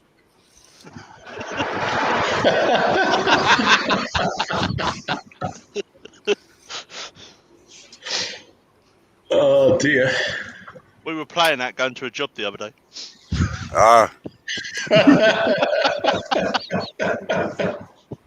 On the speakers? We ain't got external speakers. We'd get a sack if we did. Yeah, you have your blue light driving playlist. So if you go into a cardiac arrest, it's normally Live or Let Die. Oh, yeah, right. You've got to have a warped sense of humour, haven't you, when you're dealing with things like that? Yeah. Otherwise, you'd never get through it. It's as simple as that.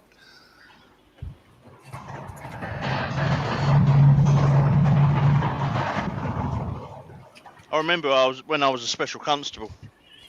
I went to a young girl that had hung herself. Only 14 years old.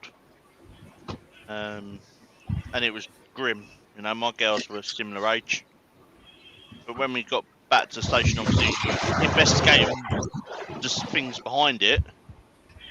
And she got herself pregnant and didn't know how to tell her parents. But all the her diary for the last 3 weeks was all talking about the size of it and how he was useless and whatever. And we were just sitting there cracking ourselves up because it was, you know, what we'd seen was grim, but.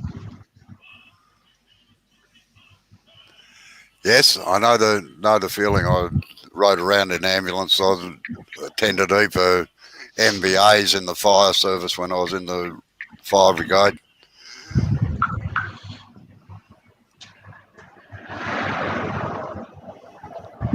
So we don't get a lot of traffic accidents in London. Yeah. Because traffic ain't going fast enough. No, well that's right. Well, our problem here is we've got a major highway that's 100 kilometres an hour. So if a bingle, what's making all the noise? Oh, you probably hear the traffic going past outside the door here, Robbo. Oh, right. Yeah, when they have a bingle on that, man, they're generally pretty bad. Like a number of years ago, we had a fuel tanker, wet day. Fuel tanker went onto the wrong side of the highway, cleaned up 6 cars, killed 6. And it wasn't the tanker's fault, believe it or not. He aquaplaned across the road. He was empty and the wind just caught it and blew him across the road. He couldn't do a thing about it. He never drove again. I know him personally, so it destroyed his life.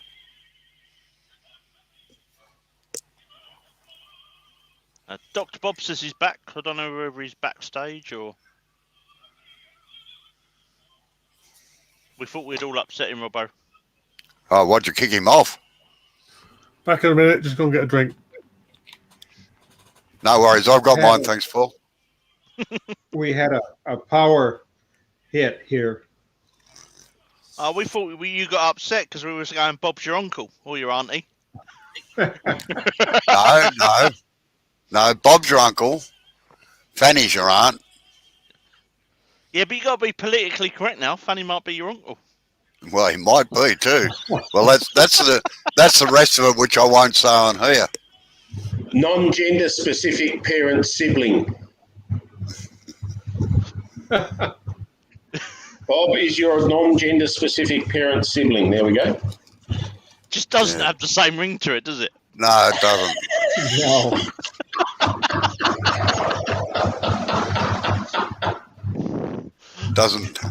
Doesn't have any ring to it at all. I was having a discussion many years ago with a girl who was a feminist, good friend, and she was talking about, chairperson, and I was arguing, well, the term chairman never came from gender basis, it was manager of the chair was how the term chairman was actually arrived at. And the only one she actually didn't argue about was manhole. Yeah. And you didn't argue about that because she said, why would a woman want to go through that anyway?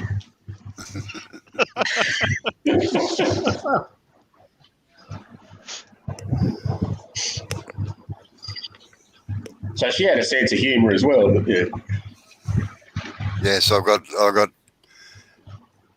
two nieces that are rad femmes, I'm afraid. They would love to have one part of the anatomy, but they haven't got it.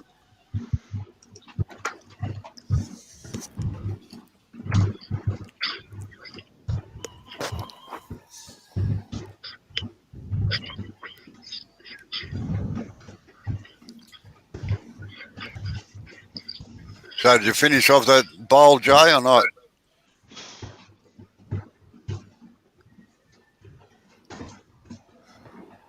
Good.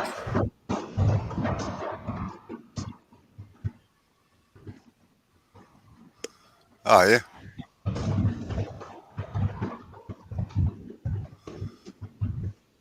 Just look at the inside now. Oh, yeah, very good. You're getting better at getting rid of those forcing a bit holes anyway.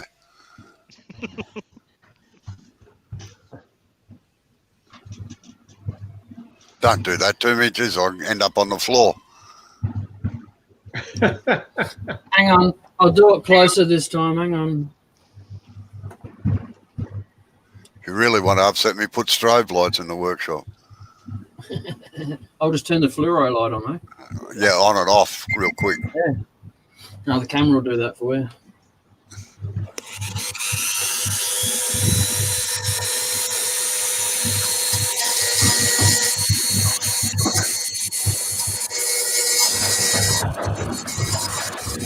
Yeah, I don't know if you remember or even got our early TV shows that were produced here. One of them that came out in the 50s was the Twilight Zone, and it always started with a black screen and then a white spiral coming out towards you. And it would go in and out, and you are entering the Twilight Zone. Well, that caused problems. Yeah, and the thing is, they had to stop the spiral because they were saying it was causing people to be hypnotized. We're the worst thing over here. Whether it's true or not, that was the claim. We had a worse thing over here that the emergency flashing lights in the hospitals, they had to alter them all, and on the ambulances and polices, because they all used to be co-synced and they'd just rotate. People were throwing epileptic fits. Always go like this in your workshop, Robbo. Sorry, missed that, Blue. Scott? I said you could always go like this in your workshop. Yeah, I know.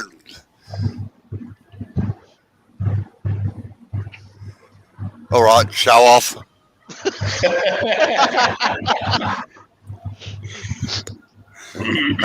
I often wonder whether it's a parlour of ill repute or your workspace. I don't know what's going on there. That's my. Or is he compensating for something? That's my clean room. Yeah. That ain't very clean. It's more used as a junk room at the moment. When I was a mechanic and had the big workshop, we had a big, it wasn't real big, but it was fairly sizable, clean room for doing the automatic transmissions. And that used to be nice to go in there because it was all air conditioned.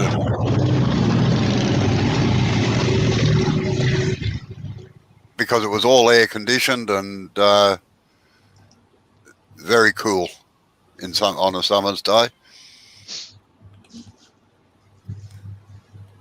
Yeah, that's like for resin and pyro and where I put all my pictures together and stuff. And a 3D printer. But more importantly, the coffee machine. Yeah. Good day, Dave. How are you? He's not as flash as you. He just needs a kettle.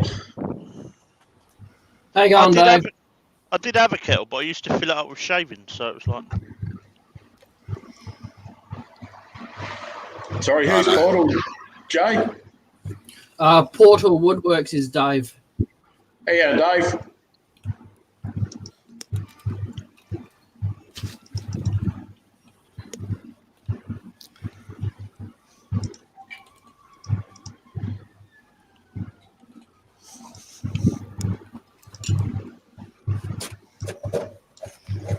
Oh, and Sarge is there as well.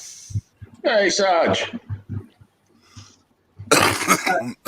Sarge, Dr. Bob has started up a group chat, and I put the link in there. You've been invited to the group chat, so you should be able to see it.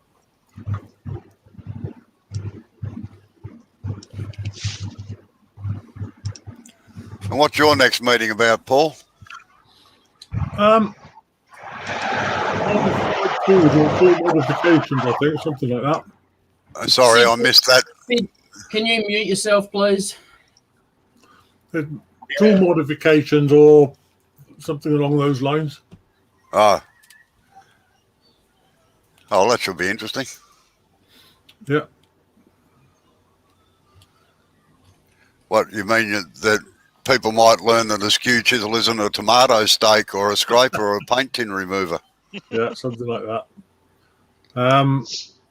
Tool modifications, that's it, yeah. I'll have to make a determined effort to make sure I get in there this time. Yeah, it's Tuesday. Oh, that's Wednesday. I think that's Wednesday for us. I'm not sure. Yeah, it'll be 7:30 p.m. UK time, but yeah, it'll be early morning Wednesday for you, won't it?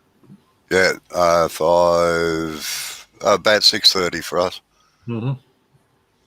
which isn't too bad. Yeah.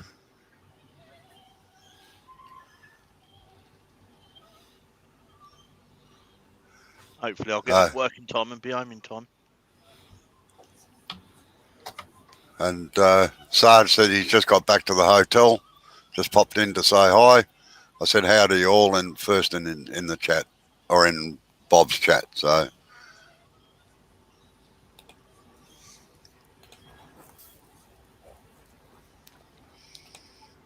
Fair enough then. Dr. Bob, you're on mute.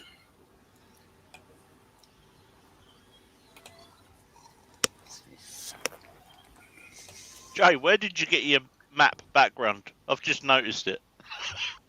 I just Googled Australian maps. I've put it on my Facebook wall too. If you want to go go look at the whole picture. I can't have a look. I just thought, why has he got Steve Irwin written up in the corner? And then I got it.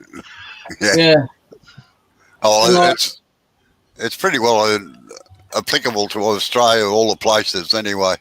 Yeah. And I'll get you. It's got Housos down the bottom. So before you ask what Housos is, I'll send you a link. Okay. For you to go and watch, because it's actually a TV show here, but it's so dead on the money. It's funny. Okay. It's uncanny, but it's very funny at the same time. Yeah, there's so much truth in Housos. It's not funny. It's unreal. Yeah. I'll put it in the private chat so everyone in the voice can get to it, and then I'll put it in the normal chat for everyone else. But the guy the tattoo artist in this that's about 5 minutes in, he's actually the maker, the writer, director, everything. I have to plead ignorance because I've never seen it. I've never watched it. Go and watch it. I'm pretty sure you've seen it. Just not on TV. Yeah, wait on. You're all spoken at once. I said you probably have seen it, just not on TV. Yeah. I've seen it in real life. Yeah. Aussie Man. Now that's a new one. I haven't seen that one. Yeah, who's that? I'll have to do a search now. Oh, is it? He does commentaries on things, doesn't he? I reckon. He'll get an event and do a mock commentary on it.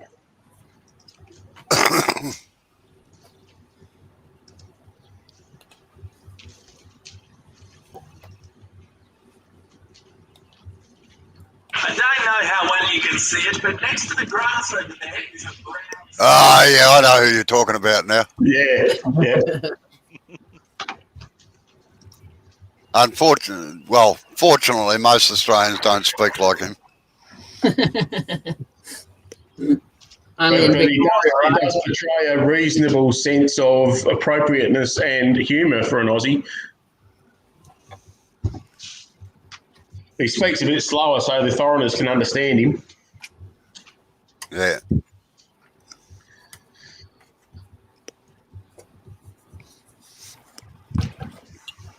Oh no, some of his stuff. I must admit, some of his stuff is pretty clever, but won't go there. Bit non-PC. Well, yeah, it's stuff you couldn't. I got to make sure all the doors are shut when I play that, and the soundproofing's in. That's what the car or the workshop's for. Yeah, well, yeah. Fortunately, my workshop's far enough away. Although the neighbour came across the other day, and he wanted to borrow something, and he said, "Who the hell do you talk to at midnight?" I said, "Why? What do you mean?" He said, "Well, I hear you out in the workshop talking." I said, "Oh, I'm on the computer." I said, "Talking to people overseas." Oh, he says, "Oh, shit." He said, "Yeah, it was an interesting conversation the other night. I thought, Jesus, I'd better be careful." Because the wall over there on that side there is right up against the fence, basically.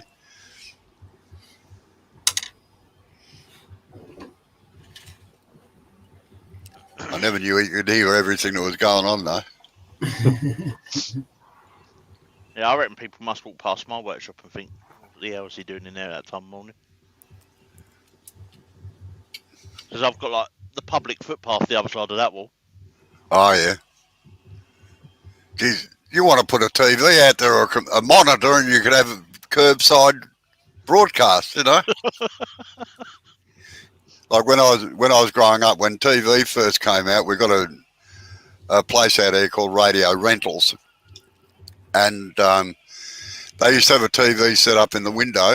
And of a Friday night, they had speakers up in the awnings above the shop. On Friday night, people would bring their chairs and blankets and sit on the footpath watching TV because very few people could actually afford it, you know. Yeah. It was Friday night's entertainment. It was very good.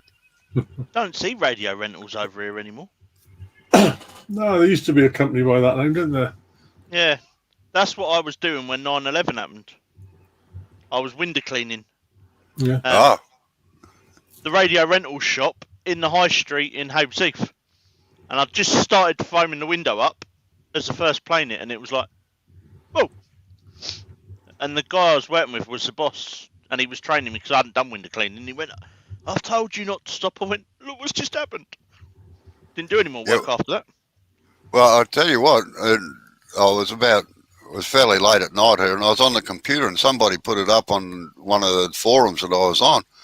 And I thought, oh, yeah, this is a pretty cool sort of film. And then realised that it was real-life broadcast, you know. Yeah.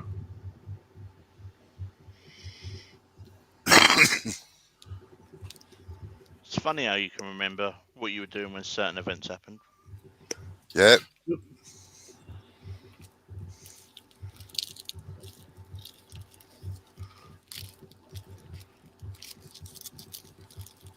Oh, Dr. Bob's gone again.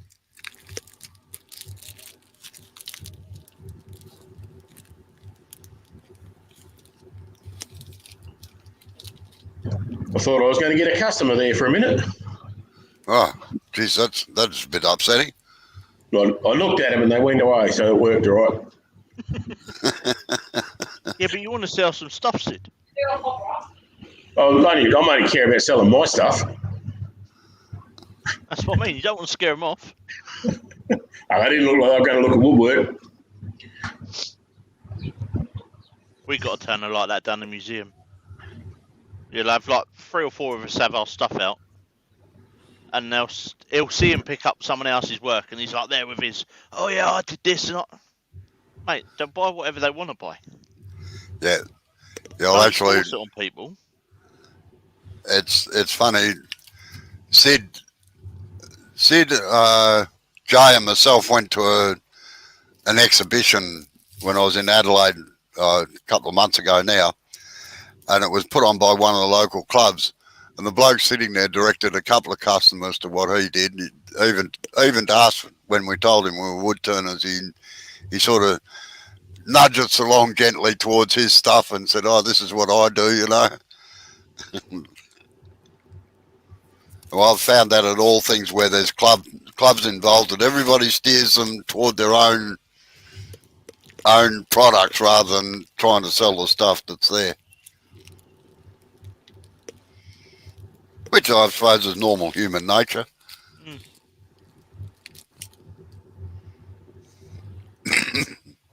Suppose I better think about eating the sack soon. Sorry? Is it there, Scott? Sorry? What time is it there? 10 to 4 in the morning. Oh, Yeah, you probably should then, possibly.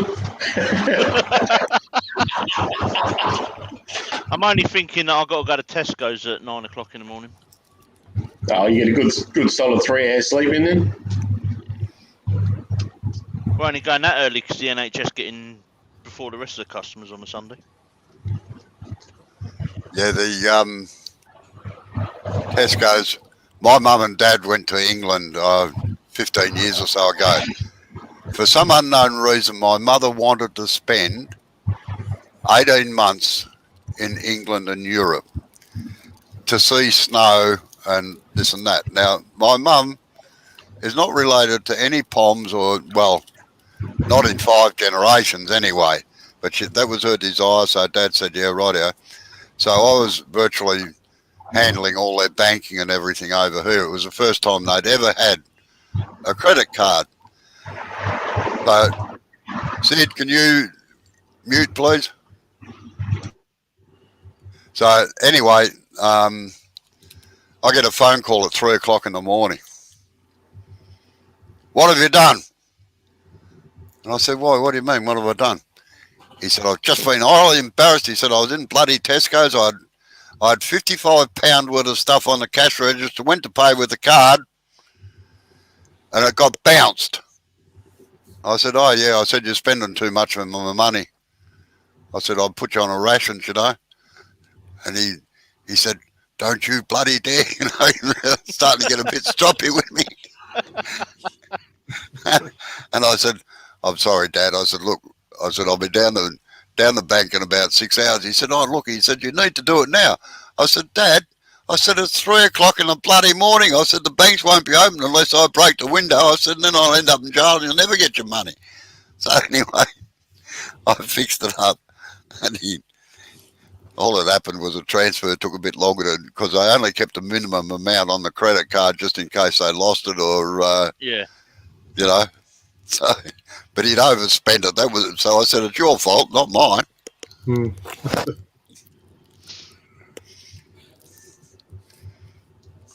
Geez, that was in the days when you had to go into a bank to transfer everything around, you know.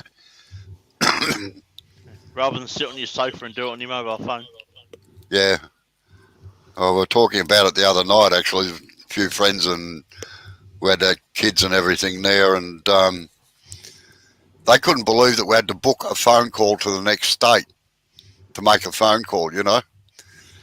Yep. You had to go through a manual exchange to get there, and trying to get into Alice Springs or some of the remote places used to take about a day and a half. And getting overseas, geez, that was near impossible. Now you just pick up your mobile phone and dial it.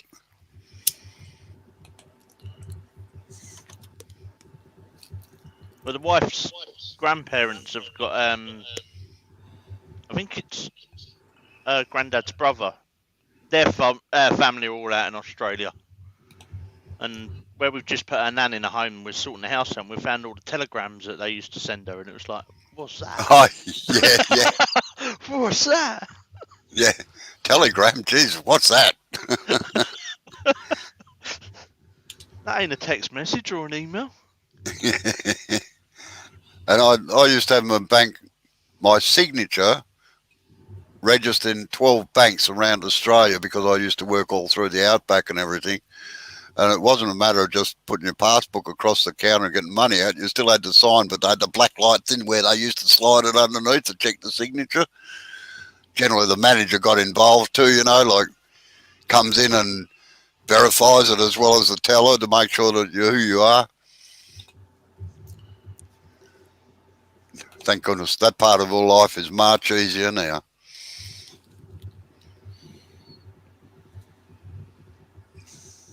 Banks never seem to be open over here either. All COVID, it's like reduced hours and... That's because you're broke. There's no money left in the economy, so the banks stay shut. Yeah.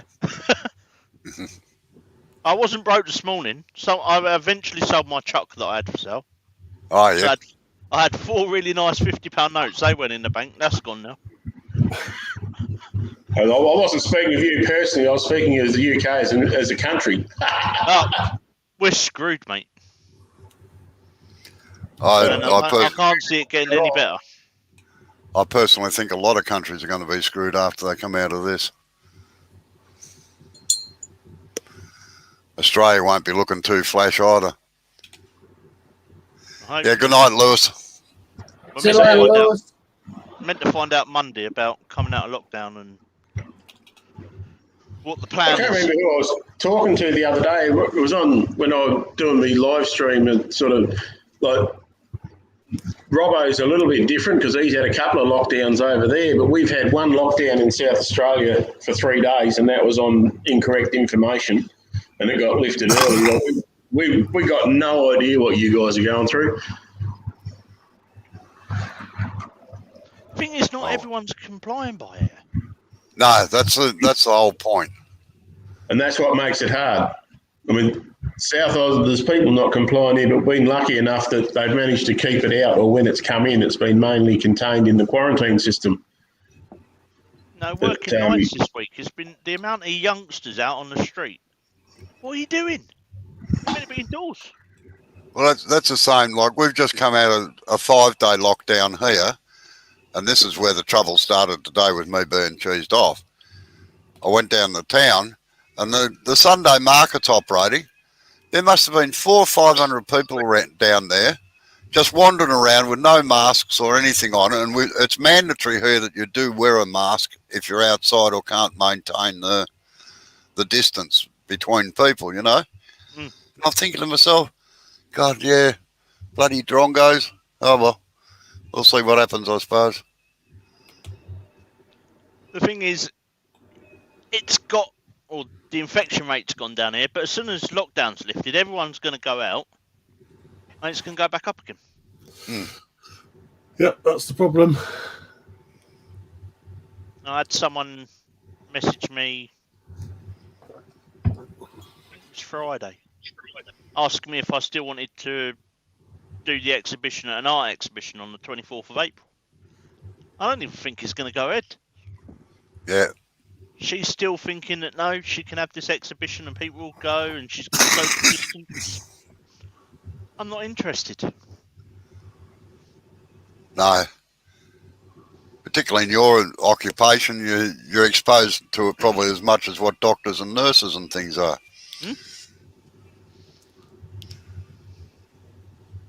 No, in my occupation, I'm quite fortunate. We're doing the lateral flow testing. So I test myself twice a week. Oh, I thought lateral protestation was lying on the bed in the back. And then you know when I'm doing it because it's horrendous. You have to swab the back of your throat. Yeah. But even if I'm going to go shopping, I'll swab myself before I go out. All right, folks, I'm going to make a move and start packing up here, so I'll catch you all later. All right, see you later. See you later. See you, Sid. Thanks for coming in. No, been good. Entertain me while there's nothing going on here anyway. Bye. It's like a lot of the big shows over here, you know. Keep postponing them, or this is going to happen. Who's going to want to go? Yeah, well, we've had even so far this year, we've had 2 events cancelled that would have gone ahead. But I think really it's the only sensible thing to do. No, it'd be great to get out and meet other makers and catch up with friends and go and sit in a pub and have a beer. Oh, that's it. Like I'm sort of halfway. I'm sort of halfway in between a lot of things, and people just call in for a cup of tea as they're coming past. You know, like the other Woodies and that. And geez, for 18 months, I haven't seen anybody.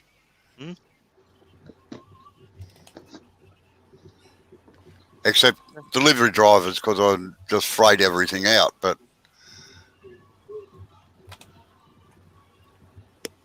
Well, I'm surprised as a first responder that you're not already vaccinated. Here, it's I've had my first vaccine. My second one's due on the 26th of March.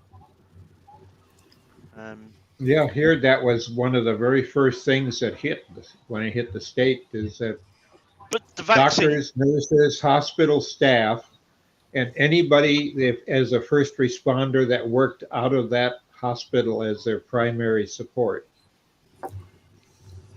And then the independents got it next. but I know people that have had the first vaccine and still caught it. yeah, I I wonder if the effects are as bad if you have the vaccine or not. don't know. So after the first one, I was rough.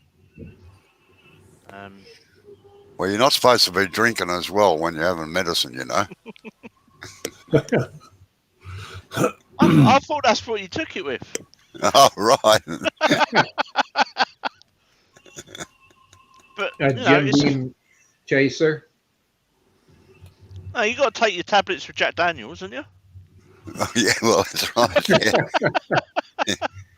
But only if it's Jack Black.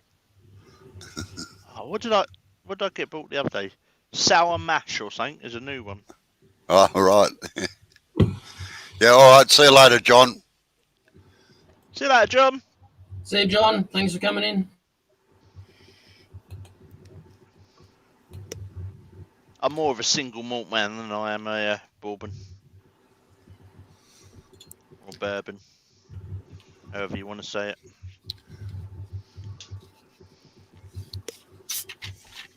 Yeah, as a diabetic, I had to give all that up years and years ago.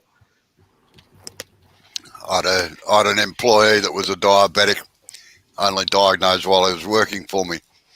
And he was really, really bad, apparently. He was diabetes 1 and didn't realise it.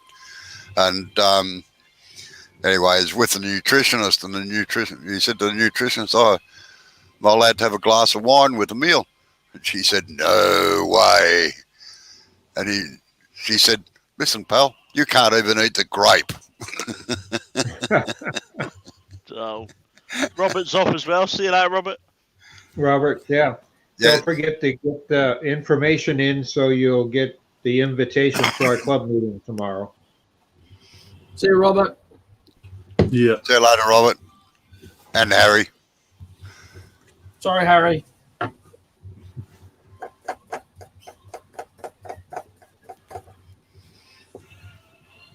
I hate to say it, Joe, but that's a horrible looking colour, I reckon. Yeah?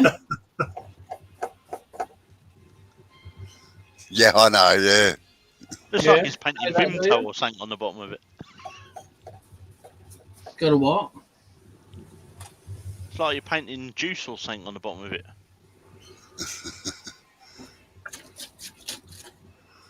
Meths. No, it's just it's a bottle that I use. It's purple dye mixed with a little bit of methyl. Now, Jay, I know this sounds silly. and you don't have any children around the place, but I always rip the labels off those things so that people don't think that it's a drink and put another label back on it. You know what? If they drink it in my shop, that's their own bloody fault. Well, I realise that, but and I'll catch it on security camera now, so yeah. oh yeah, no running around naked in the backyard anymore. Nah. He's the only one that sees the camera. Oh no, maybe with Wi-Fi, somebody else would pick it up out in the street too. Oh, and blackmail him with some porn. Yeah. Good luck with that, I reckon. On that vein, a friend of mine at the moment has been, or a friend of a friend, has been suspended from work. He's in a government job and a little bit sensitive information and that. And his phone has been transmitting documents to computers as he's walked by. And they're trying to work out how the hell it happened because it's not supposed to happen in the office. So he's in a bit of trouble at the moment. Yeah, sounds like it. So I went with the purple stain on the inside there, like when I first did it, and it flung out a little bit, so I thought I'll just leave that. I won't sand it off, and it leaked out the cracks. So that's all right. And then I put a line down the bottom here, and I put some purple dye in that too. And then I thought I'll put some of those diamantes that I just seen, put them in there, just for something different. Go with the purple theme, you know. It looks like The whole a used wine glass. The whole thing's going to end up purple. I can see that. I've sealed the outside, so unless it leaches from in there, and I when I did the color in there afterwards, I chased it with a little bit of just straight metho. And it's hard to see the color, but it is there. Can you see it with that in the way? Yeah. Yeah, you can. Oh, it's hard to see the grain in it. I don't know. I don't look there. See? Right here. All right, you can leave now. Be, lost. Seen it. Go on.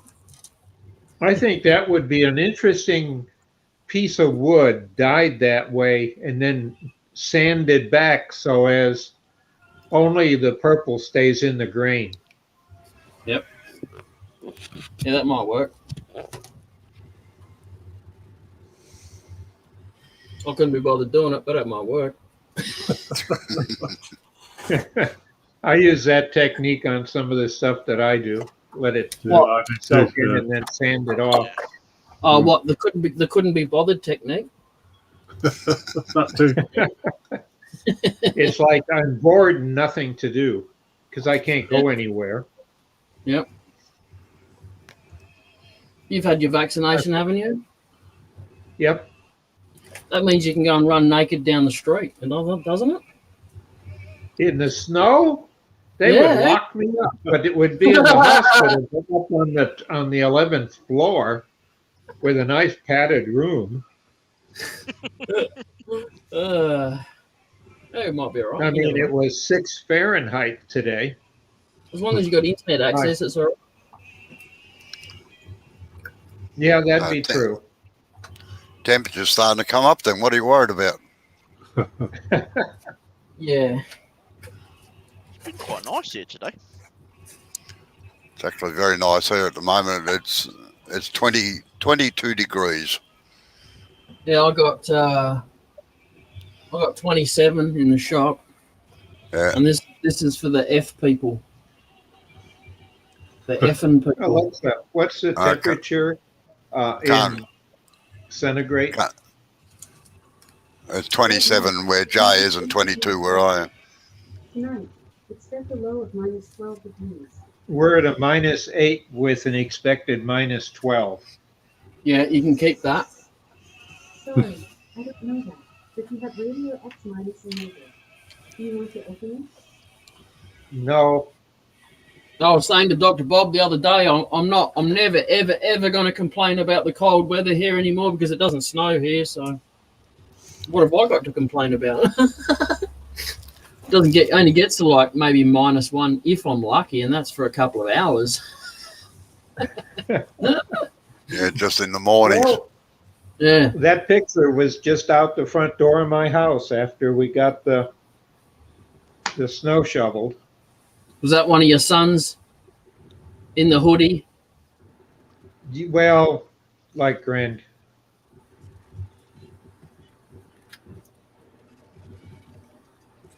As long as they're not making you do it. No, his father and I have been friends for almost 30 years. And his father worked for me for years and years. So Jeez, when Scott, you're not breaking the taboo, are you, and actually doing some work? I'm just sketching on a pattern. I'm not an artist by any means. He's doing a Jamison. Yeah, as long as he doesn't do a cade, we'll be right. No, he does that best actually, Cade. Yeah. well, Kate will be in our club meeting. He signed up as a member, so he'll be there. And it'll be in like 12 hours from now. 12 and a half hours is when we man. meet. All right. What time? I'll go check my emails. Yeah, it's 12:30 their time, Jay. So what's that for Yeah, us? we Then? start BSing. Yeah, we get together and BS then. It's 6 o'clock, I think, in the morning. I'll just check.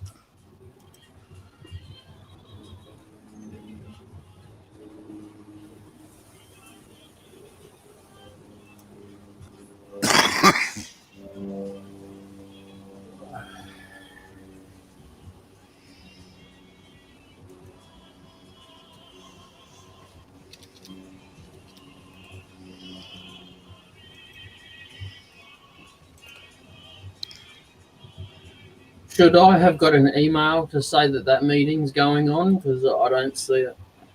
Yeah, you should have. Do you want me to send it through? Do you want me to send the thing through on Facebook for you? Yes, please. Okay, I'll do that.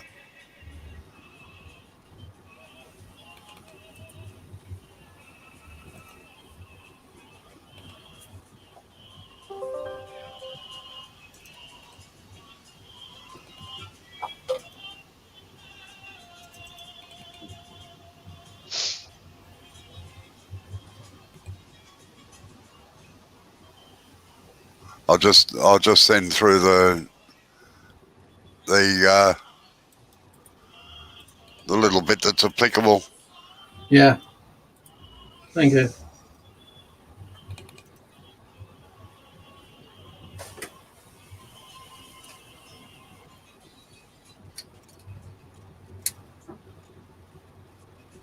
They only get your email, Robbo. Oh, I got a. They should have sent one to you because you remember.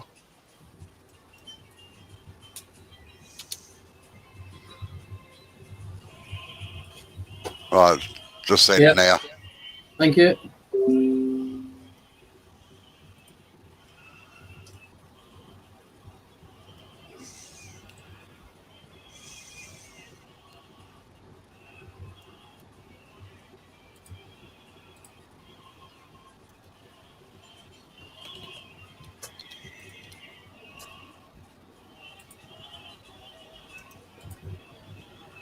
What music's playing today, Robbo? It's called the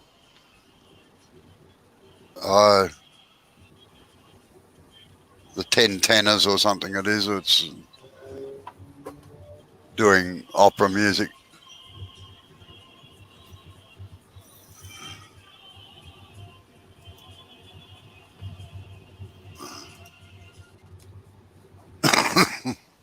So, with any luck, after tomorrow, I should have some ghost chilies growing that no bloody rat's gonna steal. I'm gonna poison the buggers tonight. Oh, they'll still eat the ghost chilies and the baits as well. Oh, there's nothing left of the ghost chili for them to eat. It's growing new shoots back, but I'm sure they'll nibble them down, so I'm getting the rat bait out and they're going down. Right, fellas, I'm going to hit the bed. Yeah, all right. Buying Good up night, the Scott. Tesco's, she would have the ump. I'll catch you all later. All right, appreciate you coming in. Take it easy. That's right, mate. See you later. See ya.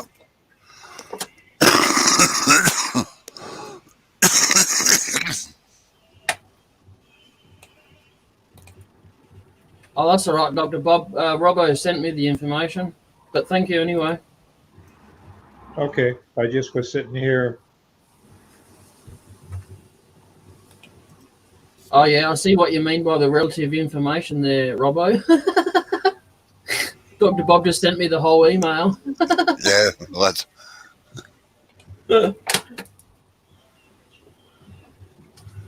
Yeah. Yeah, I sent it off to Paul.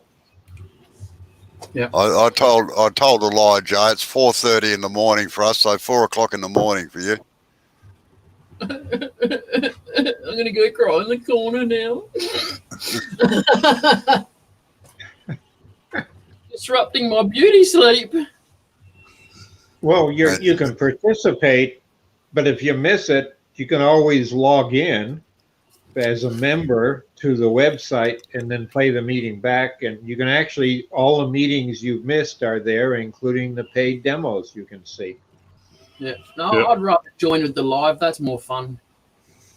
Yeah. If you're going to get out of the people. If you're going to give someone shit, it's better to do it to their face than wait for a week for a reply, isn't it? And Paul's got it too, so he can make it. Thanks, Bob.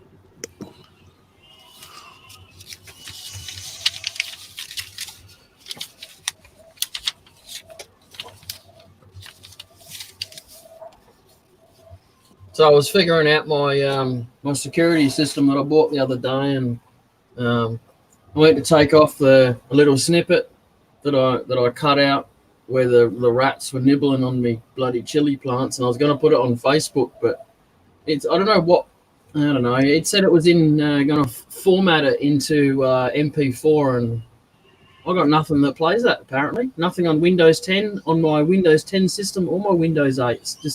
It's being a tard. And the converter that I tried downloading didn't download. It's just all right. I thought Windows Media would convert it to an MP4. I thought it would just play MP4s and not have an issue, to be honest. Well, that's what I thought too. I've got another option on the cameras. There's another option to convert it to AVI. I'll try that and see what that comes out like. It's just going to be less quality. That's all. Yeah, but MP4 is the standard that Microsoft really pushed for. Yeah. Well, not on my version of Microsoft, apparently.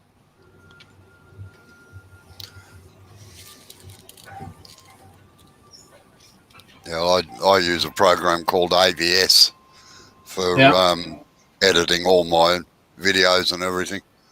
Paid one, though. Mm-hmm. Mm-hmm. Yep. Yeah. I can put all sorts of weird and wonderful effects in there, and if I want to. No, I had a really good media player. It was called VLC Player, and then they did an update to it and screwed it up completely. Killed it. I must admit, I use VLC for playing videos and things. Yeah, don't update it. I've just finished upgrading it, actually. Like, it's not a paid one, so it still works okay. I had to delete it off my phone. It was making the sound lag out. And, off of my computer, it was kind of like really weird. Your gaming or the one you're using now? On my gaming one. That's odd because AVS, that was actually written as a community program. It's totally public domain, written by geeks that wanted a better program than the ones that you were paying for. So they went and did it, and it has so many options. God, Oh, you're talking I've about had that dreaded version program again, aren't you? data. You're talking about that dreaded OBS again, aren't you? Yeah, no, I was talking. I was. My editing thing is AVS for you. It's called. It's Alpha Victor Sierra. I was no need to get technical about it. Sorry, old habits die hard sometimes.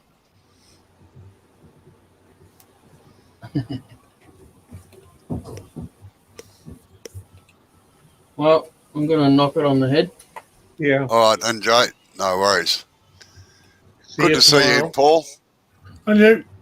Yeah, thanks for coming in, Paul. Yeah, see you again soon. And I'll Thanks for see coming you. in, Bob. I'll see you, Yeah. Bob. And anybody Yeah, else and it'll be 3 people 12 in the hours. background. Yeah, all the tree people. I'll see you tomorrow, Bob, if I get to the meeting.